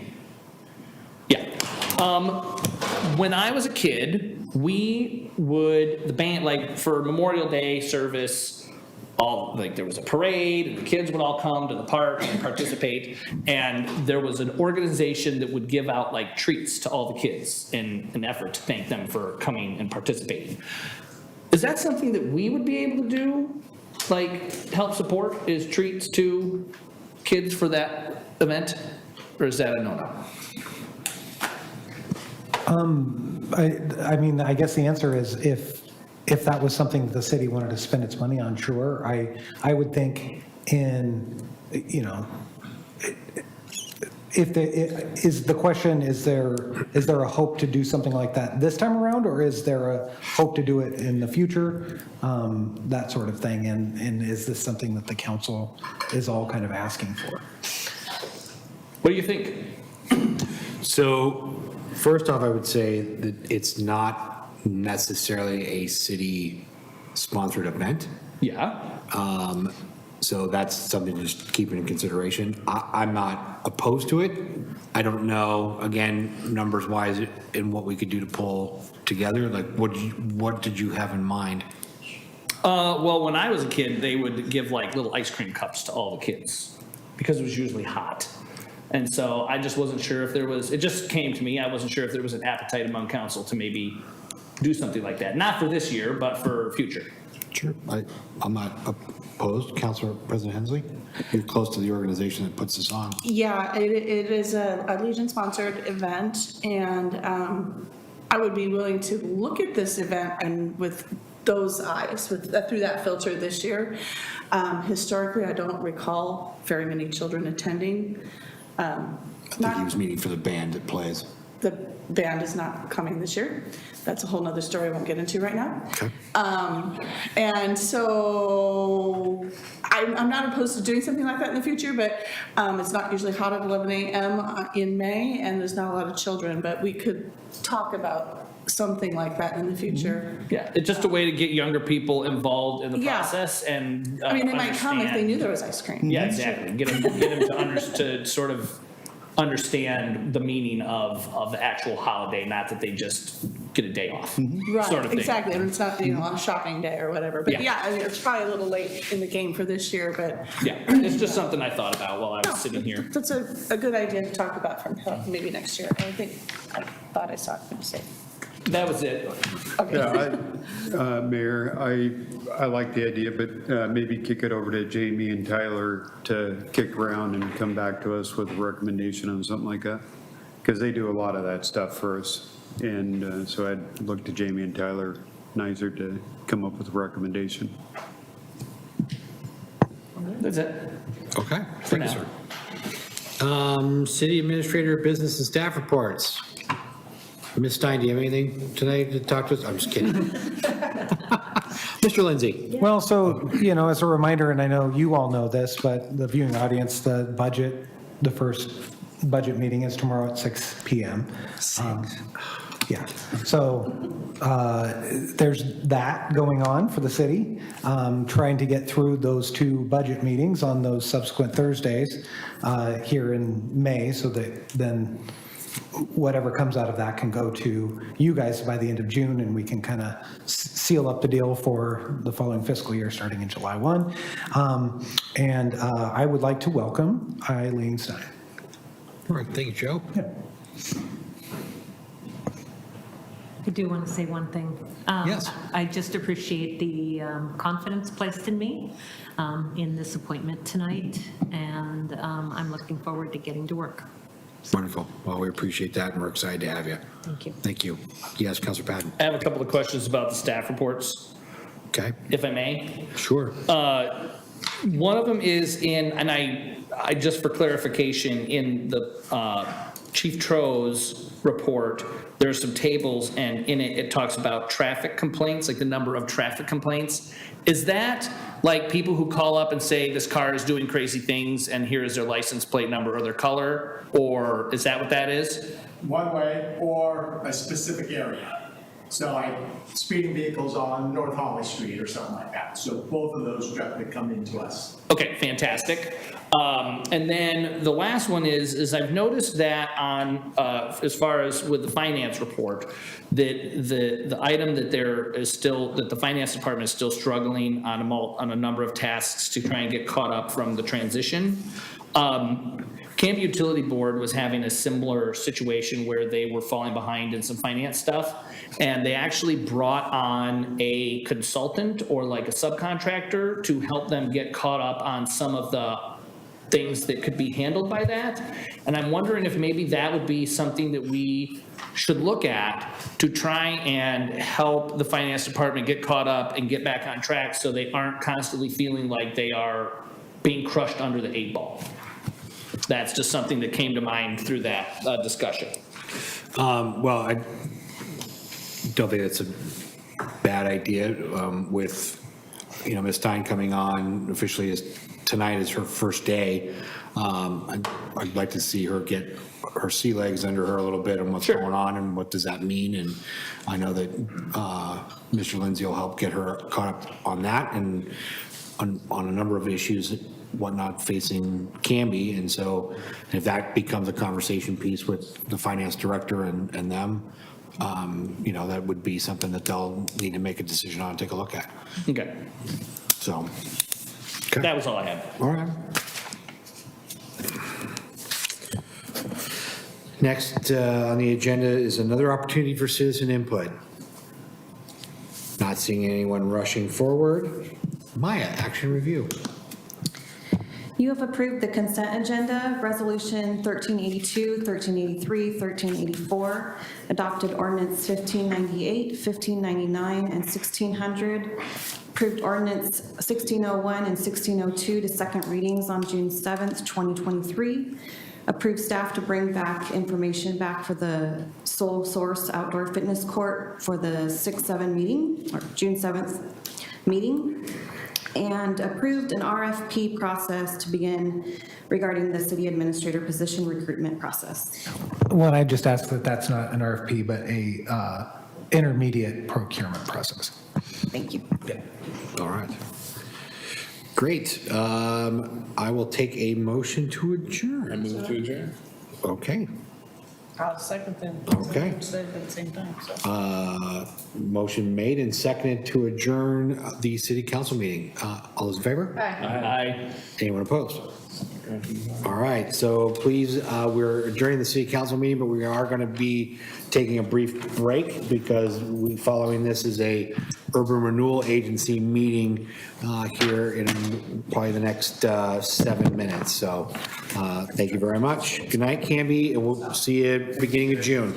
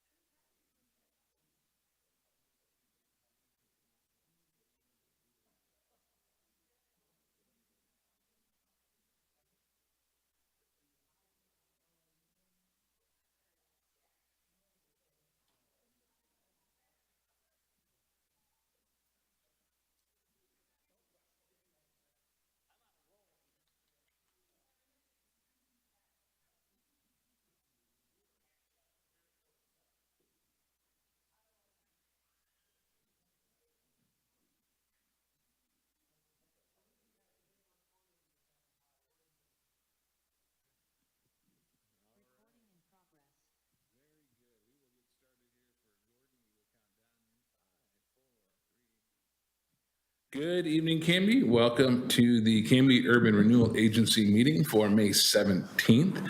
We've had a long evening of city council meetings before this, so we are a little bit later than the posted time, but we will get going. The second item on our on our agenda is citizen input and community announcements. Do we have any? Nobody wants to speak for tonight. Perfect. Moving right along, I will take a motion for the consent agenda. So moved. Seconded. Moved, seconded, all in favor? Aye. Any opposed? Perfect. Moving on to item number 4. This will be quick. We are going to get an update on fiscal year 22 Urban Renewal Agency annual report, projects, and our debt service. And I believe, just Jamie going to start and then Eric will come up. Okay, perfect. Can I just say something before we start? Yes. We're going to do the annual report, but the more specific questions that you guys have, I have stuff to deal with that after the report is over. Wonderful. Thank you, Eric. I appreciate that. Hello, Jamie. Hello. Good evening. Jamie Stigall, Economic Development Director. And so tonight we are going to present the Urban Renewal Annual Report as a refresher for some of our longer standing agency members and to bring up to speed our newer members. The annual report looks at 2022, so a lot of this information is going to feel outdated, but we want to use it to serve as a reminder of the projects that we've done. We have some information about projects that have been discussed in the past, but not completed or not started. And then I'll turn it over to Eric, who will present the financial data and then answer the questions that you have. So as a reminder, the Urban Renewal District goals and objectives diversify the economic base and family wage jobs within the district, to maintain effective, efficient, and safe traffic system for vehicular and pedestrian users. The third goal is to improve and retain existing businesses, and goal 4, to improve attractive visual amenities for customers and community members throughout the district. So one of the items that we worked on in 2022 was the industrial park access, which included the traffic signal at Sequoia Parkway and Hazeldale Way. That's where Fred Meyer is located. The city spent $25,000 on that project. And as a reminder, that project is a way to, as a mitigation effort for moving industrial park traffic from the Canby Pioneer Industrial Park to Highway 99. It also serves to move traffic from the south side of town as residents have increased their to Highway 99. That's the city's first traffic signal, and then we have an agreement with Clackamas County to maintain that traffic signal. Additionally, we've been working on the Walnut Street Extension Project, which is the industrial park to Highway 99 Street extension. Walnut Street is where Columbia Distributing is currently located. OLCC is planned to be developed across the street from there. The city purchased with urban renewal funds in 2019 the property directly across the street as the first step towards building that road to Highway 99. The city spent $385,000 and some change on that project, and that includes beginning engineering, right-of-way. Our Public Works Department is taking the lead on that project. The downtown, yes. Sorry, do you prefer questions at the end? I prefer questions whenever you prefer to ask them. Well, then I have a question. So the $385,000 there for the Walnut extension piece, is that urban renewal dollars? It is. This money, yes, all of the money that's talked about in this presentation is urban renewal funded. The downtown quiet zone and Grant Street Arch, the quiet zone in 2022, we spent $353,000. That was design, engineering, construction. As you remember, the agreement with the Union Pacific Railroad, which wasn't just to be able to do the quiet zone, complete the quiet zone, but then also there'll be, work as we continue. We have the agreement with them, and then also the right-of-way acquisition, which was with several of the private property owners at Grant, Ivy, and Elm Streets. With that project also came the Grant Street Arch, and the city spent 17,000, almost 18,000 in urban renewal funds for the Grant Street Arch, which is of course across Grant Street at Northwest First Avenue. The 2002 for the facade improvement grant program. So the interesting thing about when someone applies for and receives a facade improvement grant is that that project you have 2 years to finish the project. So Caldera International applied in 2021, but some of the funding was paid out to them in 2022. That included masonry cleaning and painting, the double doors, which were where the book nook is, and window replacement. Holly Mall also utilized the facade improvement grant with exterior paint, exterior lighting, and we included signage, but that is just for the hardware and the mounting material, as the Urban Renewal Agency of years prior were concerned with businesses, if a business could change every 6 months, but making the investment in the hardware and the mounting materials, that's usually something that stays with the building. And then additionally, Ace Glass, which had seen an accident kind of tear a new hole through their front that was not originally there. So they refurbished the building's exterior appearance with painting prep, repaired that that CMU block wall, repaired and replaced windows, and then primed and painted that exterior as well. Jimmy, I have a question for you in regards to the facade improvement. How are we verifying or vetting the dollars spent on that? Are we just writing checks when they give us receipts saying they did it, or are we, Ace Glass is the key one for me, right? Is you look at it and it doesn't look a lot different than it did prior. It's not trying to discount the work that was done there, but it doesn't look like it was good use of our funds. How are we ensuring that if we're going to spend money on a facade improvement, that it's going to actually improve a building? Well, Ace Glass is, I think, a great example. A car had gone through the front of that. So before the funds were utilized and the grant was applied for, there was a hole with plywood in front of that. Or years past, I'll use the building that we see here, when it was Parsons Pharmacy, due to a storm, the awning had been ripped. And so even though it was replaced with a new awning, it looked very similar to what it looked like before. Or if it were to be painted, it might look similar but be fresh. Yeah. And so we make sure that they do what they say that they're going to do when it comes before you guys with their application. So I know we had the conversation about Ace prior. Anything that should have been covered by their insurance, shouldn't it be something that facade improvement should cover? Is that correct? Well, So replacing blocks, if a car drove through it, that car's insurance should be paying that, not us, right? They applied for the grant for up to $25,000 to repair that building for their part of it, and they submitted the receipts. They followed the process. As far as like the insurance and who paid for their half or how it was paid, that is not something that the city follows necessarily. Okay. So that's one thing that I would like to see us do, is ensure that if we're spending money, I want us to have a say in what they're doing and making sure that we're not just writing checks to everybody who says, Joe Schmo owns a construction company, can write a bid for whatever he wants to write it for. Well, we pay on the lowest bid also. So it could be, they provide the bids to us, and it could be 2 bids if it's under 15,000. Yeah. If it's over 15,000, it's 3 bids.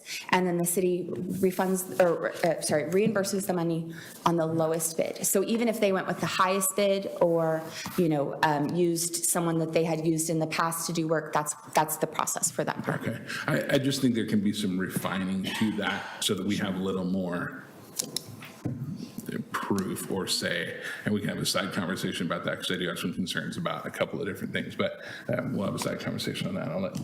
I would agree with Commissioner Varwig, is that was clearly an insurance claim. It's not our job to benefit them to replace what was there. It's supposed to improve.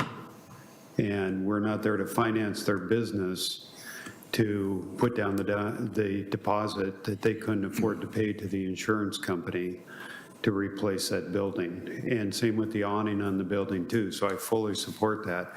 What is the benefit of that facade improvement if it's not improving the looks of that building to improve the economy? I'm sorry. Go ahead. One, I'd be careful as a group here throwing out those kinds of like statements of, to Ms. Tickle's point, how we do get a say. Like that design comes to us as an agency and we can say no. I remember distinctly we had a conversation about a storage company that wanted to do some improvements on their storage units. And it became a big conversation of like, well, what do we consider blight, and then do we spend money to give a grant to storage use? We didn't decide which businesses get, I mean, I wasn't a big fan of doing storage units necessarily, but in this state, I think to answer your question, Commissioner Davis, was I think there's an intrinsic value to them. Was there much of a change? No, but the paint was different. It was fresher. It was cleaner looking. It's a wonky corner to begin with. I get all that, but I think that it cleans up a building even with if it's fresh paint. So that's, I mean, my 2 cents piece of it. And like I said, I just think we got to be careful. We don't know what the damage was. We don't know what insurance was going to cover or not cover. That's not for us to decide how that goes. But I mean, I don't know how we put something in place that curtails that or clamps down on the funding mechanism that they're going to use to make their portion of the grant. Yeah. May I also make one more point? The facade improvement grant, and especially with some of these cases, we talk in terms of the business, but a business can apply, and certainly a business that owns the building, but really it is about the property. The investment is in the property, so that the reason, example, the signage with the hardware and mounting material, it's so that it's not something that can quickly be changed over. It's so that the buildings and the long time investment is kept in Canby to eradicate the blight that is there, whether that's, you know, a small improvement for some people, you know, for some of the property owners or the business owners who might not be able to update, or they can't do a huge, you know, we've had people max out their 25,000, but we have some that just use for paint or for windows because that small investment is all that they are able to do, or all that their business who's renting that property is able to do, but that it still makes it's not always a huge flashy redevelopment. It sometimes is new paint or something like that, but it's so that the investment sticks with the property. Yeah, I do think there's some concern among the council. I know I've heard from a couple people, so maybe this is something, especially as we're going through the budget process, and I don't mean to go off track with it, so maybe I'll just mention to Ms. Stein and Joe, if maybe at a future meeting we can have a further discussion about the facade improvement program. And then we can work out some of them. Maybe that's a work session, I don't know. Yeah, thank you. Sorry to hijack your No, report. that's okay. Oh, Jason had a question. Did I? No. He did not. Okay. Continue on. Scratching his face. So one of the other items that we have spoken about with the Urban Renewal Agency in the past is just the possible uses of the remaining urban renewal funds. And so we wanted to make sure to include that in this presentation, because obviously as we're talking about what has been done, and then when Eric comes up and is speaking to the financial aspect of the Urban Renewal Agency and the Urban Renewal District and the funding, just so that we could kind of help to bridge that gap with the further conversation that will be had, but that there were projects that were outlined as part of the urban renewal plan and then by the previous urban renewal agency. The ones that are in bold at the top were ones that had been previously identified as priority projects, which included painting the logging trail bridge and installing a footbridge, that provided access to the logging trail bridge. Then also redeveloping Northwest 2nd Avenue, the downtown alleyways, updating those. But then also projects like completing First to Second Street on North First Street and Grant Street, or Northwest First Avenue from Elm Street to Douglas, Township Road from Baker Prairie Middle School to Sequoia, and then additional Waite Park improvements. So we just wanted to make sure that we were providing those. They have been as part of a previous presentation, but just so that you had them as, while you're talking through the finances, to reference if you'd like.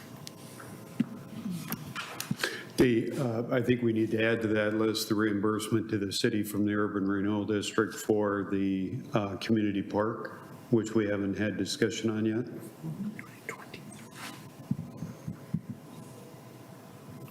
Well, I think that reimbursement falls under the city council, and we don't have those hats on right now, correct? I would say it's both, you can have either conversation because you're the agency, so the agency has a say in whether or not. Yes, I was going to say, Chair, have you written a memo to the mayor about this? The memo has not yet been written. My apologies, everyone. The mayor and I have had a conversation that the memo is coming, but I will officially write the memo. Okay.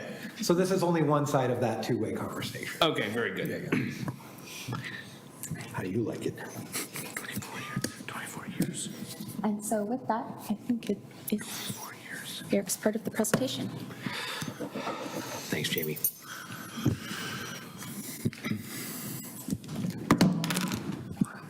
Hello, good night. How are you? Good evening, Eric.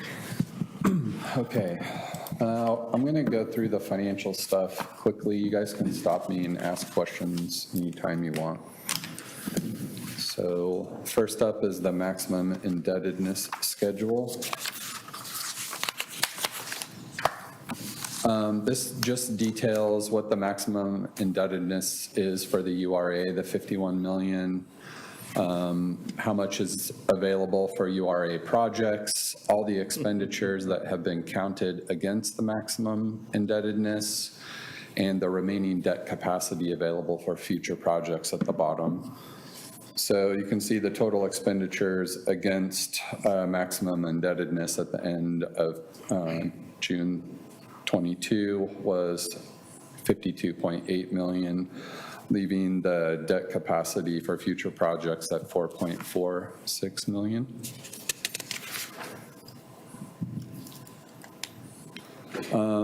Question? Yeah. Sorry. Where does the refinancing come in, the refinancing amount, that when we refinanced? What do you mean exactly? Well, when we refinanced to a lower interest rate, Joe, maybe you can help me out on that. Yeah, it was a lower interest rate. There were 3 bonds that were put into one Right. debt, and then that debt payment was increased, and the term of all those, the first 3 loans, they would have been paid off in 2036, and with the refinancing, they get paid off in 2026. So it shortened the debt payment schedule by 10 years. Okay, thank you. Yeah. Yeah, so the savings came out of the shorter. The interest savings. Right, the interest savings, yeah. The interest we didn't pay savings, yeah.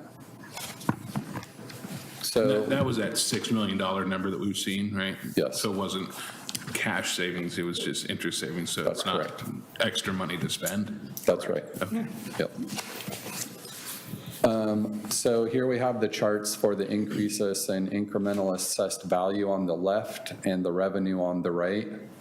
So the value of all the properties in the URD is shown on the left-hand side starting in 2002. Now this is the incremental assessed value. It's not, so that's why it starts at 0. So when the Urban Renewal Agency was started, we're assuming the values are, at 0 for this incremental chart. So you can see that it's gone up, over $250 million in value, the property. The chart on the right shows the incremental revenue that has gone up. So we're looking at about $4.5 million worth of property tax revenue now, and it started around $500,000. These are all the impacts on the taxing district. So the very far left is the assessed value of all of the properties in the URD.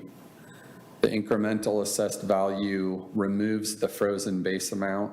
So when the URD started, it had a base value. And so this incremental assessed value is just how much the value of the property is going up, removing that frozen base amount. Then the columns for Clackamas County, the city and the SWIM, Clackamas Education, Fire District, Clackamas Community College, Port of Portland, School District, and the vector control. That is how much property tax revenue is taken and then used by the urban renewal district to invest in that area. So the total taxes levied, far right column, is 43.49 million. That's how much revenue has come into the URD from property tax to use in reinvestment. Any questions?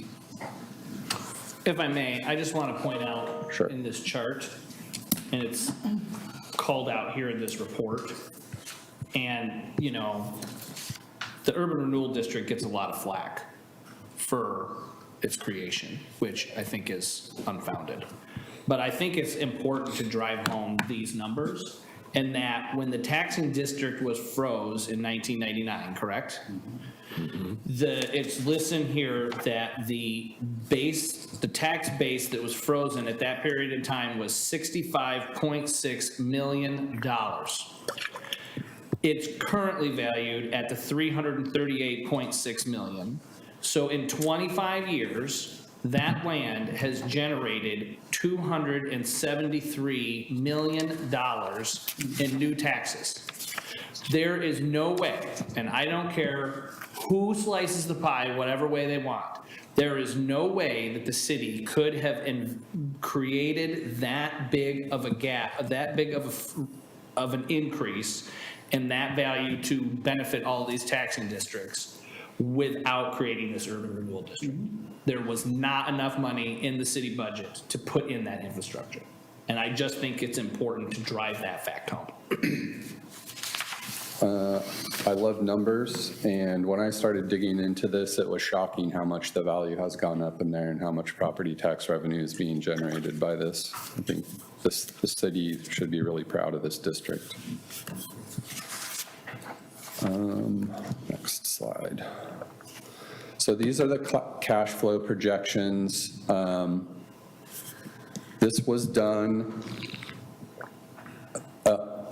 on fiscal year 22, and the projections for 23 moving forward, I did like last July and then updated this in February. So we're going to look at this, but I have updated stuff that I brought that we can look at later that hopefully will give you guys a better idea of how much money is remaining.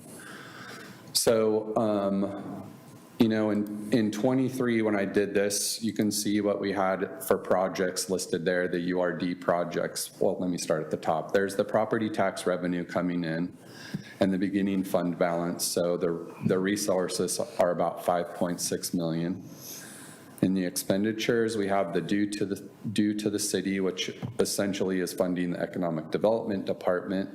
Then there's some programs, beautification and the facade program. And then there's the capital projects. The URD projects are maybe projects that are smaller, didn't take off or whatever, so I haven't identified them specifically in there. At 50,000, the Grant Street Arch at 125, Waite and Community Parks at 425, and the Logging Bridge at 425. Lower section is the debt payments, and those are the actual debt payments we have. The ones you see right there are all the ones that need to be made. When that one is made in FY 2026, all the debt is paid off. So in this chart, the projected maximum indebtedness remaining at the end of 23 was estimated at 3.3 million. I don't want to spend too much time on this one because I have some updated sheets that I think will be more relevant to you based off of more accurate numbers from just finishing the budget. So here we have the assessed valuation of the whole URD at 339 million. The frozen base was 66. The increased amount of valuation is 273 million. There's a 3% annual increase in Oregon, so if we remove that, we can see that due to development, 213 million of assessed valuation has occurred since the beginning of the URD, which was pretty amazing. Yeah, that's great. Okay, that's it. Does anyone have any questions about any of that? Eric, is that 213 in the industrial area only, or do you know areas of where that 213 comes from? I'm not really sure exactly where the urban renewal boundary is. In this report I have, it shows it, but I'm not. It's that bow tie, so it's both industrial parks. So the Johnson Controls area too. Right. Yeah, and then the other industrial park, and then the downtown core is also within that, and then there's a little stretch down to Community Park as well. Right. Yeah. Okay, but primarily the industrial area. Yeah, because I'm not sure, I assume Community Park valuation went up just by that 3%. What the assessor looks at. Okay. Yeah. In the report, sir, there is a map in here that's got the URD areas shaded in there. Yeah, I know what the URD looks like. I imagine the Dahlia building would probably be the only thing downtown. They really added value. Which building? Dahlia. The Dahlia. The Andrews building was The Andrews Building. across from Wade Park. I mean, it's not as significant as the Dahlia, but that was definitely one. Yeah, but probably the Dahlia. So a majority of it's the area. Yeah. Okay, Maya. Eric, is there a possibility that due to the city line, is there a possibility to get that broken down so that we know? I got it. You've got that? Okay, Yep. perfect. Yep. So let's just look at let's look at the budget first so I can show you guys where to look. Well, you already know, Sean, you just pulled it up. The due to economic development line there. This is the budget that we just turned over on Friday. So the due to economic development is the amount of money that actually and we're projecting and proposing to transfer from the URD over to the general fund. So, okay, so this is the urban renewal saying that, well, let's just look at FY 2024. That urban renewal is gonna give $425,000 to the general fund for the economic development department. So can you click on the economic development page? Thank you.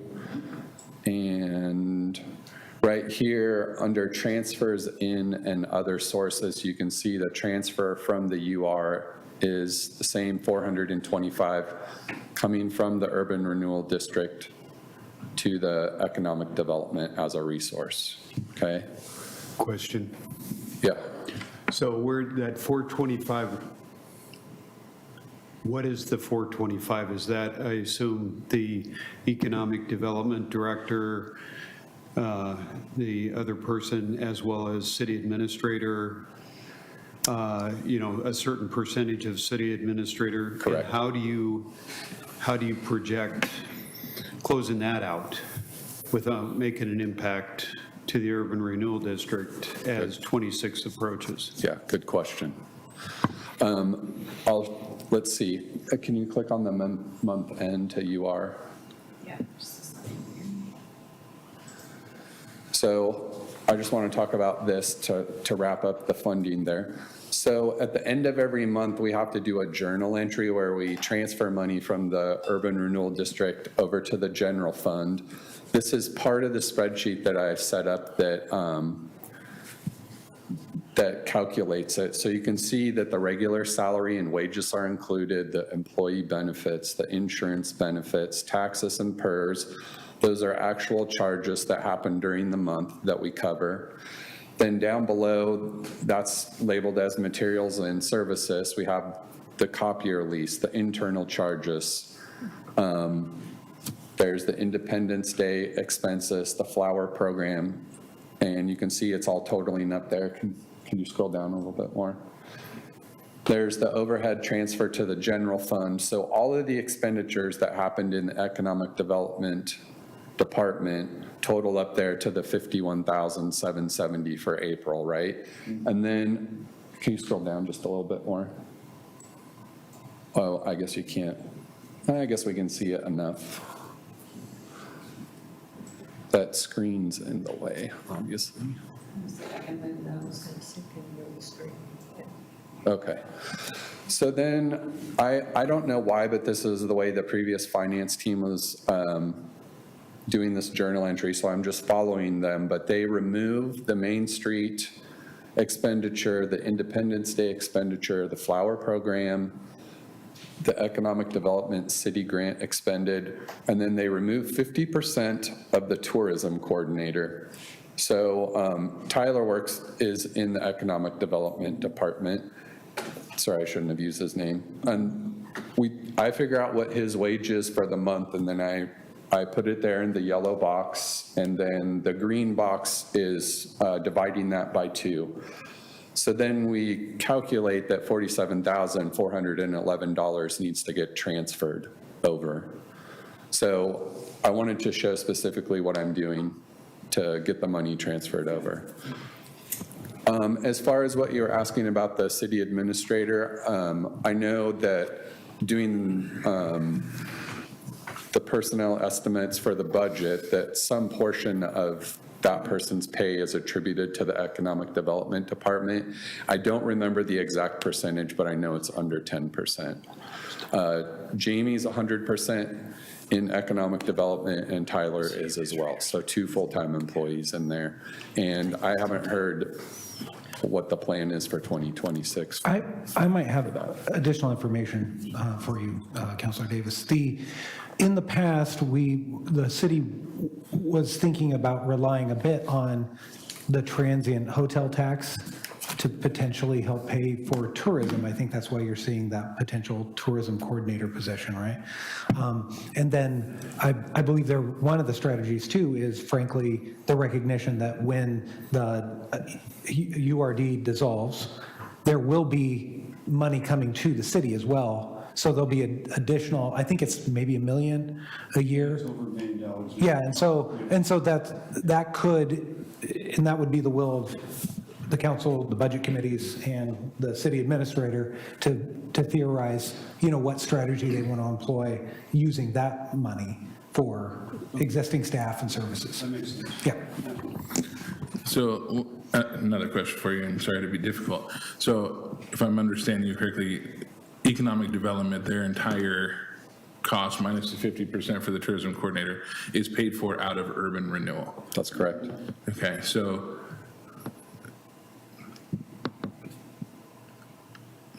I'm trying to formulate my question because I know that our economic development director does more than just stuff within the urban renewal district, right? So it expands outside of that, right? Because it's for the entire city, as well as I believe she's part-time communications. So is that also paid for out of urban renewal? And if so, why is urban renewal paying for salary for outside of the urban renewal district? I wasn't involved in the talking about why the economic development director was paid out of urban renewal. I mean, that's just what happened when I got here. I'm just following. Go ahead. Well, and it wasn't necessarily my decision either, but that's the way it's been set up. And I believe that if there is, it sounds like a question and or a longing for a different way of doing it, the city can react and the urban renewal district can react as well. Yeah, I mean, for me, it's a concern, right? Yeah. I think she's here. Obviously, I think that our economic development director does a phenomenal job at her job. Thank you for saying that. If she is also doing part-time communications, she is doing economic development outside of the boundary of the urban renewal district. Yeah. It seems like a conflict that the urban renewal district is paying the salary for work done outside of the urban renewal district. Well, Jason threw his hand up there, so. Yes, go Jason. I think, I mean, when you look at the urban renewal district boundaries, it mostly includes the industrial parks and the downtown core. And most of the work that's done, I mean, I don't believe that the economic development director is like coordinating events on North Birch Street, which isn't like part of that. I would be curious to see, I mean, if we really want to dig into it, I'd be curious to see exactly what percentage of their like work is outside of the urban renewal district. My suspicion is that it's actually a very low amount. And that might be. It's just Well, and a I concern. should say the mission, one of the original goals, I think it was the first slide, was to try to enhance existing businesses as well as, and I realize that those are very particularized as they are in the actual district, but elevating those businesses and having, say, events and things like that, to elevate those also at the same time in tandem elevates everybody. So I think it is a matter of how much we want to try to quantify that, and if there is an appetite on the urban renewal agency's part to then have a different calculation about percentages. I know I'm just one person. I do think that conversation should be had at some point, maybe not necessarily tonight, but I see the importance of that position long after this agency is closed.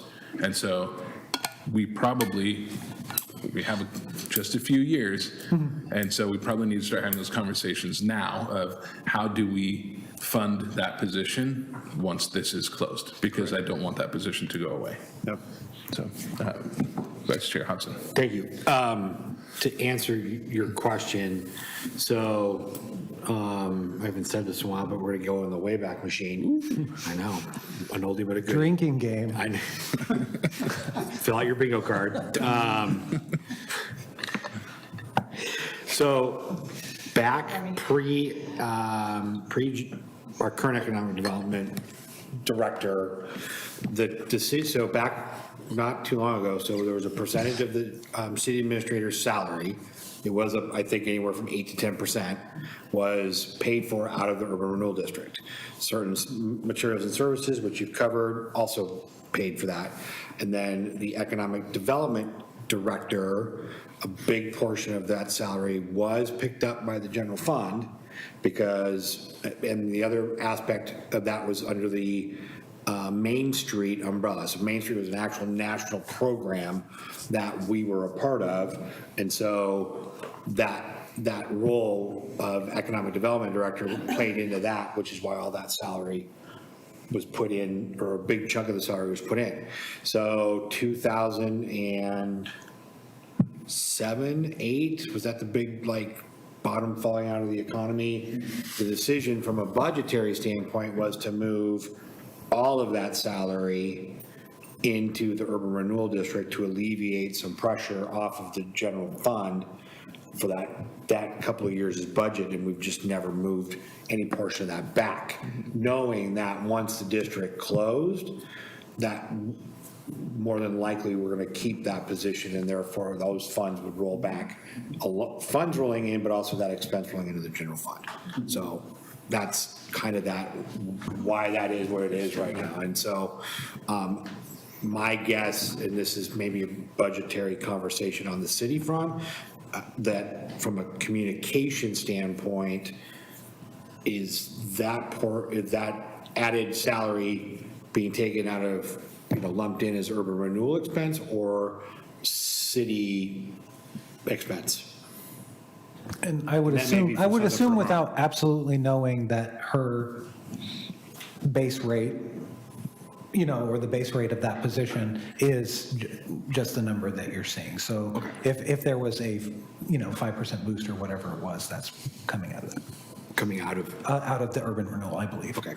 But that would be my assumption. I could be disabused of that with actual facts.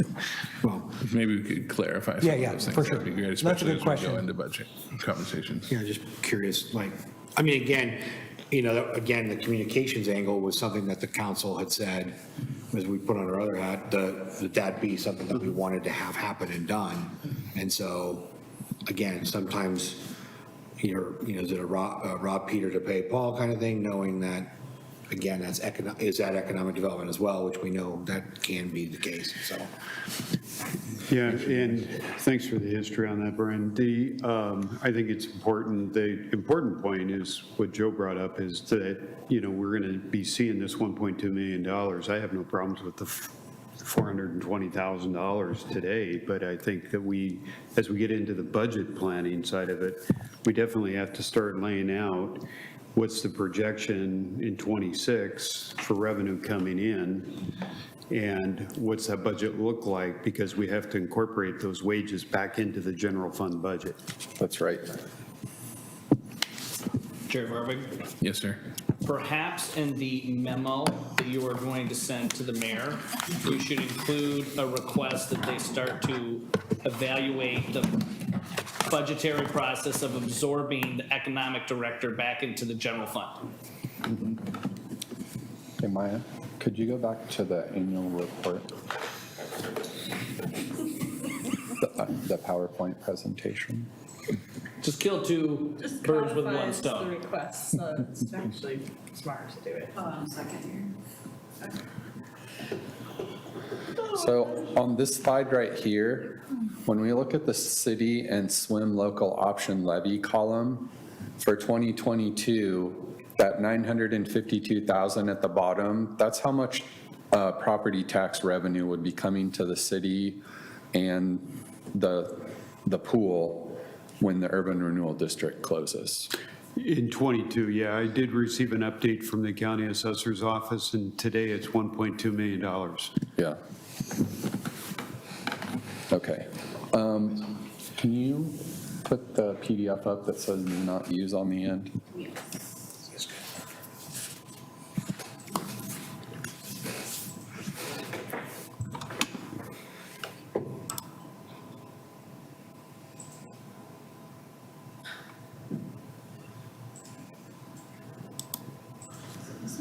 Yeah. Okay, so this is the cash flow projection that I just did like an hour before I came down here using, I put in the FY 2023 adopted budget numbers, and then I filled in the FY 20, because 2023 is going to be done in like a month or so. I'm just for this meeting, I'm assuming the year of 2023 is over, just so we can look at this projection thing, okay? So the numbers for FY 2024 are the numbers that are showing up in the URA budget that we emailed out last Friday. So the property tax revenue shown at the top, can you scroll down? So those expenditures that are showing the due to the city community park at 100,000 and the logging bridge at 50,000.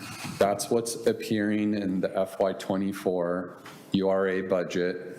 And then we have the debt payments.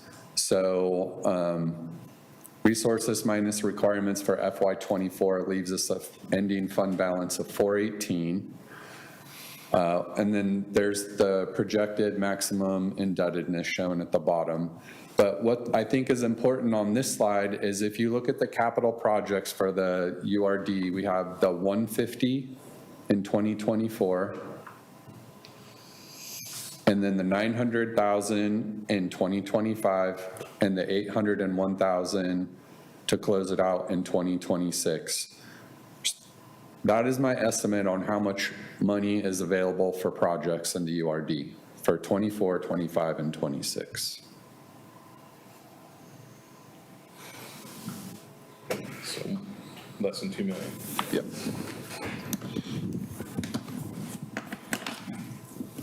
I just wanted to show you guys that. That's great. The other thing that comes to mind for me is, once Walnut Street is complete, there might be some land, the property that we own, the URA owns, right, is going to have an acre or so on each side, I believe, of where we're putting that road. So there might be some found money. Yeah. But I'm not sure what that will be valued at or how we'll negotiate that. But that is also just putting it on your minds, because this agency will have to think about that. Well, in anticipation of, I don't want to put my city council hat on here, but in anticipation of what the city council's going to have to authorize to pay back to the Urban Renewal Agency for Community Park, because that was overexpended.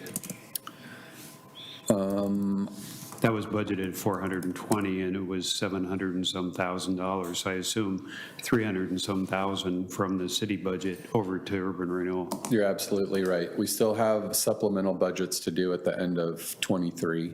And so those numbers could change, but that's just based off what I had today. Right.